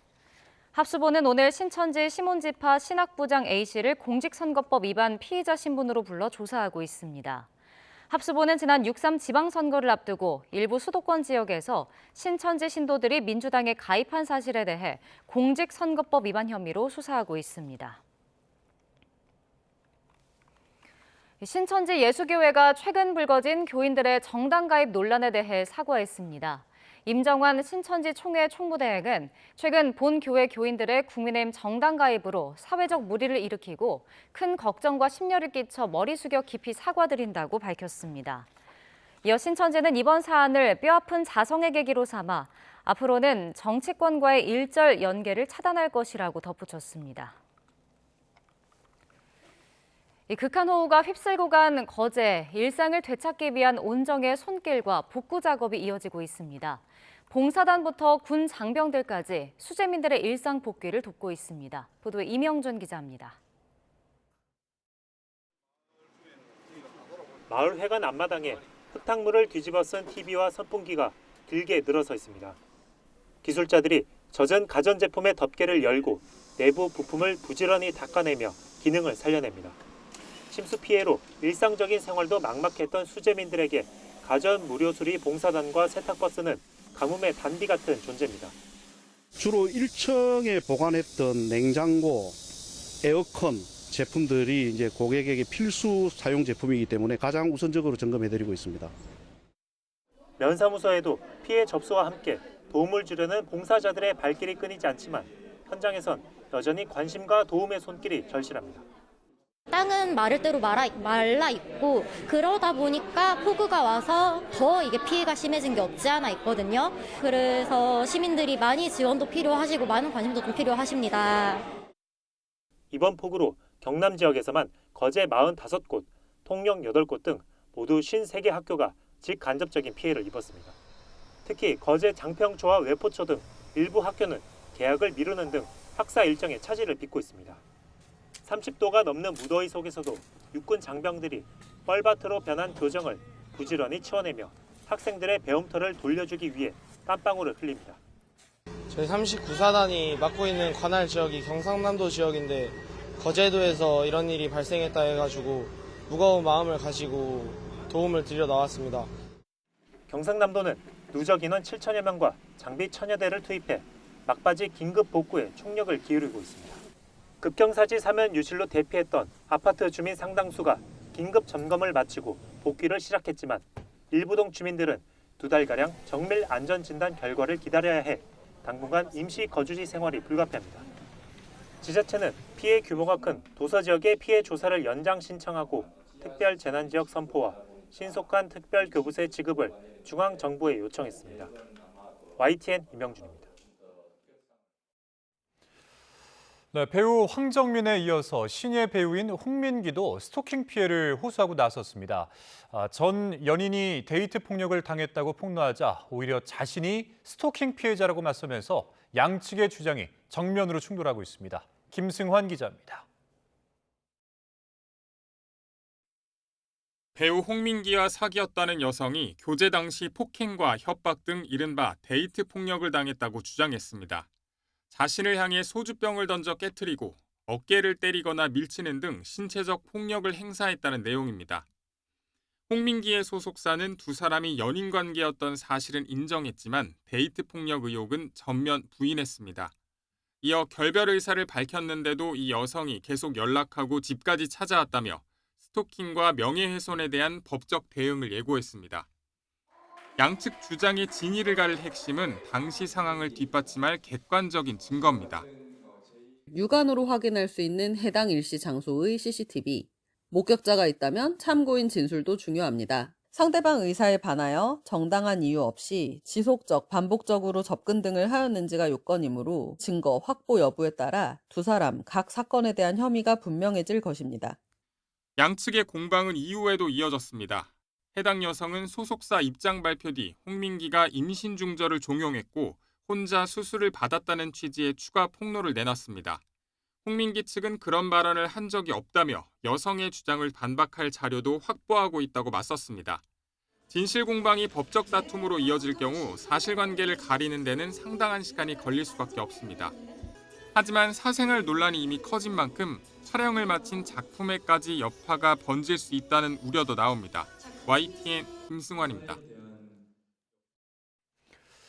여럿이 사는 아파트에서는 주차 때문에 이웃 간 분쟁이나 교통사고가 종종 빚어집니다. 이를 해결하기 위해서 차량을 알아서 주차해주는 로봇 개발에 기업들이 박차를 가하고 있는데 특히 현대차 그룹은 다음 달부터 아파트 주차장에 로봇을 직접 투입해서 데이터를 수집합니다. 정윤호 기자입니다. 차에서 내린 운전자가 키오스크나 휴대전화로 주차 버튼을 누르자 도착한 로봇 한 쌍이 4바퀴를 들어올립니다. 차량이 압구조까지 도달한 후에 회전을 하여 진행하도록 하겠습니다. 최대 무게 3.4톤까지 SUV나 무거운 전기차도 쉽게 옮깁니다. 사람이 내릴 공간을 고려할 필요가 없는 만큼 2중 3중으로 대놓습니다. 덕분에 공간 활용도가 높아지면서 주차할 수 있는 차량 대수도 최대 1.5배로 늘어납니다. 차량이 옮겨지는 진입로를 이렇게 직접 한번 침범해 보면은 주차 로봇이 자동 감지 센서로 저를 인식하고 이렇게 바로 충돌 없이 멈추게 됩니다. 현대차 그룹은 다음 달부터 경기도 시흥에 있는 아파트 주차장에 주차 로봇을 직접 투입합니다. 지하 1층에 마련된 50여 면짜리 별도 구역에서 실제로 운용해 보면서 문제점을 살펴보는 겁니다. 제일 큰 관건은 차량 이용을 원하는 사람이 많은 출퇴근 등 시간대 차 여러 대를 제때 옮겨줄 수 있을지가 될 것으로 보입니다.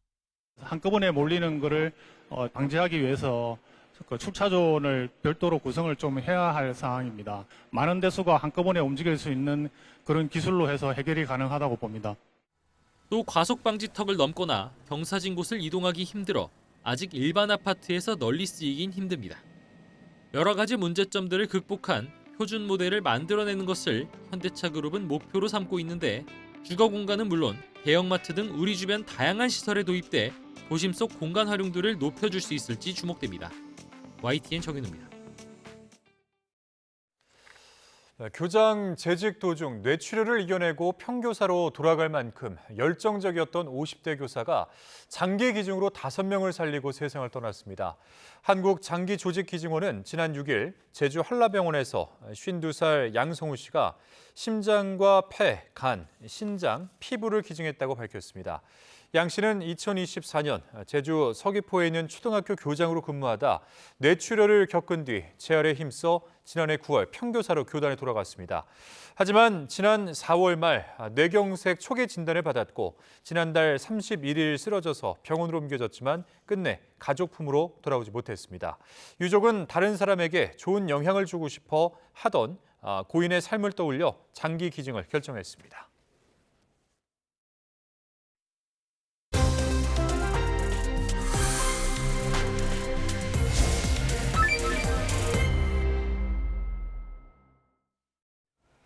제주에서 실종된 30대 여성의 행방이 석 달째 묘연한 가운데 최초 실종 신고 당시 담당 경찰이 실종자와 연락이 닿았다는 취지로 허위 보고했다는 의혹이 제기됐습니다. 자세한 내용 임주혜 변호사와 함께 살펴보겠습니다. 안녕하십니까? 네, 어서 오십시오. 네, 일단 지난 5월에 이제 30대 여성이 실종이 됐습니다. 근데 이제 행방은 묘연한 상태인데 집에서 나가는 모습이 이제 CCTV에서 확인은 됐는데 이제 석 달째 연락이 좀 안 되고 있는 상황이거든요. 이 사건 어떤 건지 먼저 설명해 주시죠. 이 37세 장미란 씨 지금 3개월 정도 시간이 지났는데요. 행방이 묘연합니다. 우리가 흔히 이야기하는 실종 상태다라고 볼 수 있는데 네. 안타까운 지점은 찾을 수 있었던 그 골든 타임을 놓친 것 아니냐라는 이야기가 나오기 때문입니다. 이미 5월에요. 이 외출 후 연락이 두절되었다는 1차 실종 신고가 있었습니다. 그런데 경찰이 확인을 해봤는데 통화가 되었고 지금 연락을 취하고 싶지 않다고 해서 자발적으로 본인이 정적을 감춘 것이다라는 취지로 사건이 종결이 된 겁니다. 가족들은요, 이 경찰의 말만 믿고 좀 생각을 정리할 시간이 필요하겠지라고 좀 더 기다려보게 됐는데요. 시간이 흘러도 연락이 없자 남자친구가 다시 한번 실종 신고를 했지만 이미 연락을 취하고 싶지 않다라는 본인의 어떤 그 내용이 경찰 시스템상에는 기록이 되어 있어서요. 다시 한번 접수를 할 수 없었고요. 결국 이후에 가족들의 2차 실종 신고가 있어서야 다시금 이 사건을 들여다보게 되었는데 알고 보니까 최초에 통화를 했다고 했는데 그 통화를 한 기록이 전혀 남아있지 않다는 겁니다. 네. 그렇다면 이 성인이 자발적으로 종적을 감춘 것이 아니라 실제로 어떤 범죄와 연루되었을 가능성, 실제로 실종될 가능성이 높습니다. 높았기 때문에 확인을 했어야 되는데 확인을 하지 않고 이 고의로 이 누락된 이 사안 때문에 문제가 커지고 있는 사안인데요. 도대체 왜 통화가 되었다고 해당 경찰관은 기록을 남긴 것인지 이 부분이 지금 수사로서 밝혀져야 될 지점입니다. 그런데 만약에 말씀하신 대로 이 경찰관이 통화한 적이 없지만 연락이 닿았다 이러면서 이제 사건을 자체 종결을 했다면 그것이 진실이라면 그러면은 이 단순 과실을 넘어서 고의적인 좀 뭔가 공문서 조작이랄까요? 뭐 이렇게 좀 추가적인 여지를 볼 수 있지 않을까요? 그러니까 이 통신 기록 조회를 해보니까 실제로 통화 기록이 나오고 있지 않습니다. 예. 하지만 본인은 통화를 했었다. 그런데 잘 기억이 나지 않는다라는 취지로 이야기를 하고 있거든요. 이건 직무유기에 해당할 수 있습니다. 만약 실제로 통화를 하지 않았는데 허위로 통화를 한 것처럼 시스템에 기록을 남기고 사건을 종결했다면 이것이야말로 직무유기가 될 수밖에 없겠죠. 또 허위 공문서 작성 같은 부분도 함께 문제가 될 수 있어 보입니다. 다만 이 부분은 추가적으로 수사를 통해서 사실관계 확인이 필요해 보이는데요. 통화를 했다고 지금 이 A 경장 최초로 이 실종 신고를 담당했던 사람은 이 경찰은 그렇게 주장을 하고 있기 때문에 그렇다면 어떤 방식으로 통화를 했다는 것인지 어떤 답변을 들어서 그걸 기록한 것인지 이 부분 입증해내야 될 책임이 있고요. 이미 시간이 3개월이나 지났다는 점이 너무나도 안타까운데요. 그 이후에 어떤 반응이라던가 이런 부분들이 나오고 있지 않기 때문에 만약 정말로 허위 보고를 하고 이 사건을 그냥 본인의 자의적인 판단으로 종결을 했다면 이건 형사적으로 문제가 되고 지금 직무유기 혐의로 입건이 되어서 조사가 진행이 되고 있는 상황입니다. 네, 그러니까 보니까 이제 실종자 가족은 뭐 경찰의 조치로 사건이 좀 장기화됐다고 분통을 터뜨릴 수밖에 없는 상황인 것 같아요. 근데 이제 장 씨 친척 동생이 실종 신고를 다시 한 거라고 하죠? 그렇죠. 그러니까 골든 타임을 놓쳤습니다. 이 성인 실종 사건 같은 경우에는요, 이 아동의 실종과는 조금 다른 측면이 있습니다. 정말로 본인이 자발적으로 뭐 가족들과 더 이상 연락을 하고 싶지 않아서 내지는 지금 뭐 만나고 있었던 연인과의 관계를 단절하기 위해서 본인이 자발적으로 이 연락을 차단하는 경우가 있을 수 있겠죠. 이럴 때 경찰에 연락을 받게 되면 그 사람에게는 뭐 연락처를 알리지 말아달라 이렇게 알려놓을 수 있습니다. 그럼 경찰은 확인이 된다, 지금 문제가 없다라는 취지의 답변만을 가족에게 전해줄 수는 있는 것인데 이번 사안 같은 경우는 지금 실종자와 연락이 닿지 않았음에도 이렇게 허위로 남겨놨다는 것이 쟁점이고요. 이 연락이 닿았다고 하니까 가족들은 그 말을 믿고 몇 달을 더 2달, 3달 정도의 기간을 더 기다린 것인데 그동안 어떤 생활 반응이 나오고 있지 않은 겁니다. 결국 가족이 다시 한번 신고를 해서 가까스로 지금 수사가 이루어진 것인데 뭐 CCTV의 보관 기간 같은 것을 생각하면 이미 관련된 자료들, 증거들, 중요한 자료들이 삭제됐을 가능성이 있어서요. 이 실종자를 찾을 수 있는 골든타임을 놓친 것 아니냐라는 이야기가 나오고요. 지금 사진과 영상으로도 계속 등장하고 있는데 이 여성, 이 사진 조금 많은 국민들이 좀 봐주셨으면 좋겠습니다. 조금의 단서라도 있다면은 제보를 적극적으로 해주시면 이 수색을 하는 데 큰 도움이 될 것 같습니다. 예, 뭐 말씀하신 대로 이제 CCTV 기록 등은 모두 이제 삭제된 상황이라서 안타까움을 더하고 있는데 일단은 이 현행 실종 사건 처리 시스템상 이중 확인 절차가 없는 점도 이 사건 처리의 빈틈으로 지적되고 있는데 이 부분은 어떻게 보십니까? 그렇죠. 이 실종 사건을 담당한 경찰관의 판단으로 일단 1차적으로 종결 처리가 가능하다는 겁니다. 이번 사안도 일단 1차적으로 본인이 통화가 되었다, 확인이 되는데 다른 사람들에게 이 연락처를 알리지 않았으면 한다라고 기재가 되어 있으니 이후에 추가로 다시 한번 경찰에 신고를 해도 제대로 대응이 이루어지지 못했고 3개월이라는 시간 동안 제대로 수색이 이루어지지 못한 겁니다. 그렇다면 적어도 1차적으로 담당한 경찰관의 선에서 끝나는 것이 아니라 2중, 3중 확인 장치가 필요한 것 아니냐라는 지적은 충분히 가능하고요. 이제 이번 사안 같은 경우에도 어찌 보자면 어떤 경찰의 어떤 시스템적인 부분에 어떤 구멍이 있었던 부분을 확인한 것이 아닌가 생각이 됩니다. 일단 지금 좀 더 집중할 부분은 일단 수색 작업일 것 같습니다. 실종자를 일단 찾는데 총력을 기울여야겠지만 이 성인 실종 사건 같은 경우에도 강력범죄와 연계될 수 있는 가능성이 매우 높은 상황이기 때문에 신고 이후의 절차에 대한 시스템도 재정비 반드시 필요해 보입니다. 네, 일단은 이제 해당 경장이 뭐 통화는 이제 했다라고 지금 반박은 하고 있는 상황이거든요. 근데 앞서 얘기해 주신 대로 통화 기록은 없는 것으로 나타났고 결국엔 통화를 했는지를 밝히는 게 관건일 텐데 이걸 어떻게 좀 조사를 통해서 밝혀낼 수 있을까요? 그렇죠. 근데 통화를 했다면 기록이라는 것이 남습니다. 어떤 전화기로 통화를 했는지 경찰서에 있는 전화를 썼다면 그 전화기에 기록이 남을 것이고요. 네. 뭐 본인의 휴대전화를 사용했다면 그 통신 기록이 남아야 되는데 지금 그런 기록들이 남지 않았다는 겁니다. 일단 뭐 경찰서 내부에 있는 전화기라던가 본인이 사용할 것으로 추정되고 있는 그런 전화기 이런 부분들 어떤 방식으로 대상자와 연락을 했는지 다시 한번 확인할 필요가 있고요. 이제 그 부분과 덧붙여서 지금 제주도에서 최종적인 행적이 확인이 된 거기 때문에 그 주변에 대한 탐문, 주변인들에 대한 인터뷰 이런 부분까지 함께 이루어질 예정입니다. 예, 네. 자 주제를 한번 바꿔보겠습니다. 조희대 대법원장의 신임 대법관 2명, 이 서면 제청 파장이 계속 커지고 있습니다. 그동안은 이제 관례상 대통령과 대법원장이 사전에 독대를 해서 이제 조율해서 정했다라는 건데 이 사건 어떻게 보고 계십니까? 이 이슈를. 일단 헌법 조항을 좀 함께 살펴보면 좀 도움이 될 것 같은데요.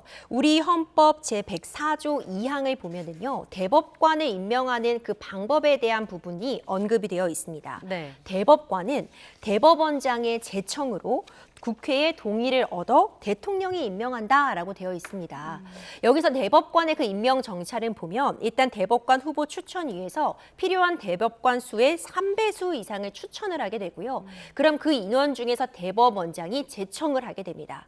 그럼 그 제청을 받아서 대통령이 국회에 임명 동의안을 보내고 네. 국회에서 본회의에서 동의를 거쳐서 최종적으로 대통령이 임명하는 이런 과정을 거치게 되는 겁니다. 하지만 이제 헌법에 언급이 되어 있는 것처럼 대법관은 대법원장이 제청을 한다고만 되어 있지 예. 사전에 뭐 대통령과 대면으로 협의하여라든가 대통령의 동의를 얻어 대통령과 조율하여 제청한다라는 표현이 법문헌상에 포함이 되어 있는 것은 아니지만요. 관례적으로 대통령과 충분히 사전 조율한 이후에 서면으로 제청을 해왔다라는 부분은 확인이 되고 있습니다. 그런데 이번 사안 같은 경우에는 지금 조희대 대법원장과 지금 이 정부의 입장차가 좀 보이는 상황인데요. 네. 그러니까 사전 조율이 없었는데 이 없을 수밖에 없었던 그 이유에 대한 그 온도차가 있는 것 같습니다. 조희대 대법원장 같은 경우에는 지금 만나주지 않았다라는 취지, 만날 기회가 없었기 때문에 불가피하게 서면으로 대체했다라고 지금 이야기를 하고 있고요. 이에 반해서 오히려 정부 측에서는 대법원장이 좀 더 독단적으로 한 것 아니냐라는 뉘앙스, 공식적인 입장이 나오고 있지 않지만 특히 민주당을 위주로 해서 이런 비판이 나오고 있군요. 결국 이 부분도 사실관계에 대해서는 좀 더 다듬어질 측면은 있습니다. 네. 그러니까 사전에 뭐 대통령과 협의해야 된다라는 내용이 뭐 헌법에 있는 건 아니지만 뭐 통상 그래 왔다 관례라는 거잖아요. 근데 일단 여당은 이번 제청을 뭐 사법 쿠데타다, 대통령 패싱이다 이렇게 비판을 하고 있습니다. 실제 이렇게 봐야 되는 문제일까요? 그러니까 관행과 달랐다라는 부분은 맞는 것 같습니다. 지금 대법원에서 처리해야 될 과제들이 정말 많이 산적해 있고요. 뿐만 아니라 이 인력 부족 때문에 지금 대법관을 증원해야 된다라는 이야기까지 다 종료가 된 상황입니다. 네. 그런데 대법관이 지금 이미 없는 상태, 공석인 상태가 수개월이 지났는데 계속해서 공석인 상태로 놔두고 제청도 하지 못했다는 건 아마도 많은 분들이 추측하시는 것처럼 그 사이에 대통령과 대법원장 사이에 이 대법관에 대해서 어떤 협의가 조율이 이루어지지 못하고 있다라고 볼 수 있을 것 같아요. 이제 그럼에도 불구하고 결국 이 공석으로 계속 둘 수 없기 때문에 추가로 지금 대법관 임명이 필요한 상황이 있으면서 이제 서면으로라도 제청을 할 수밖에 없었다라고 이야기를 하고 있는데 이것이 그 자체로 법에 위반되었다거나 법 위반 때문에 뭐 탄핵될 사유다라고 보기는 어려울 수 있지만 관행과 다르다라고는 볼 수 있을 것 같고요. 네. 그렇다면 이후에 대법관을 임명하는 절차, 앞서 살펴봤던 것처럼 그 과정에 있어서도 파행이 예상될 수밖에 없어 보입니다. 대통령이 본회의로 국회에 보내지 않는다면 지금처럼 공석인 채로 계류될 수밖에 없고요. 만약 민주당 측에서 이걸 부결해야 된다라고 당론으로 정한다면 통과되지 못할 가능성도 열려 있습니다. 그렇다면 대법관이 임명되지 못한 채로 지금처럼 해석의 영역으로서 등으로써 여러 가지 의견이 나온 채로 장기간 갈등이 지속될 가능성이 점쳐지고 있습니다. 예. 어쨌든 대법원장과 대통령이 독대를 해서 제청을 하고 정하고 이런 과정이 관례라면은 또 하나의 관례는 그러니까 역대 대통령이 대법원장의 임명 제청을 거부한 전례가 없다고 합니다. 이것도 이제 어떻게 보면 관례라면 관례란 건데 이번은 어떨까요? 그렇죠. 정확하게 언급해 주신 것처럼 그러니까 이전의 사례들을 보자면은 관례처럼 그러니까 어느 정도 협의가 된 멤버에 대해서 제청을 해왔기 때문에 임명이 되지 않을 가능성이 없었다라고 볼 수 있을 것 같습니다. 근데 이번 사안 같은 경우에는 이전과는 달리 협의 자체가 이루어지지 않았기 때문에 이 뒤의 과정 역시도 지금 진행 여부가 불투명하다라고 볼 수 있을 것 같은데요. 좋지 않은 선례가 됨은 분명해 보입니다. 우리나라는 3권이 분리되어 있고요. 사법부의 독립, 그리고 행정부의 독립, 국회의 독립이 무엇보다도 중요한데 지금과 같은 상황은 국민들에게 극심한 피로도를 안겨줄 것 같고요. 사법 절차가 지금 지연되고 있다, 여러 가지 일들이 너무 오래 걸린다라는 비판이 나오고 있는 와중에 대법관 임명조차 어찌 보자면 기싸움처럼 보인다면 그 과정에서 사법부의 신뢰도가 더 떨어지지 않을까 굉장히 우려스러운 지점입니다. 알겠습니다. 오늘 말씀 여기까지 듣겠습니다. 지금까지 임주혜 변호사와 함께했습니다. 오늘 말씀 고맙습니다. 고맙습니다.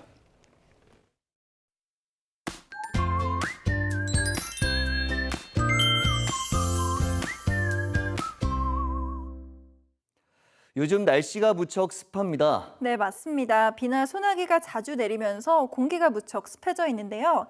내일도 대부분 지역에 돌풍과 벼락을 동반한 비나 소나기가 내립니다. 네, 우선 충청과 전북 북부에는 오전까지, 중북부 지역에는 모레 오전까지 비가 이어지면서 인천과 경기 북부에 최고 60mm, 그 밖의 지역에 5에서 50mm의 비가 오겠고요. 충청 이남 곳곳에는 저녁까지 5에서 50mm의 소나기가 지나겠습니다. 또 아침까지 서울 기온이 24도, 부산 25도 이상을 유지하며 열대야나 열대야에 버금가는 밤더위가 나타나겠고 낮 기온은 서울 30도, 광주 35도, 거제 32도로 특히 폭염특보가 발효 중인 충청 이남을 중심으로 무척 덥겠습니다. 이번 주말부터 더위가 더 강해지는 가운데 모레도 곳곳에 소나기가 지나겠습니다. 습도 높은 무더위가 이어지면서 여전히 식중독의 위험이 높습니다. 따라서 각별한 주의가 필요한데요. 식중독 예방의 첫 번째는 손을 깨끗이 씻는 겁니다. 맞습니다. 특히 손톱 밑에는 수많은 박테리아와 곰팡이가 서식할 수 있기 때문에 더욱 꼼꼼히 닦아야 하고요. 칼과 도마, 용기를 구분해서 사용하는 것도 중요하겠습니다. 그리고 찬 음식은 5도 이하에서, 따뜻한 음식은 60도 이상에서 보관하고 음식을 식혔다가 다시 먹을 때는 75도 이상으로 충분히 가열한 다음에 섭취하시기 바랍니다. 날씨 캔버스의 정수현, 김수현이었습니다. 이상으로 YTN 뉴스 플러스 마칩니다. 잠시 후에는 뉴스케어 오후 8시 뉴스가 방송됩니다. 함께해 주신 여러분 고맙습니다.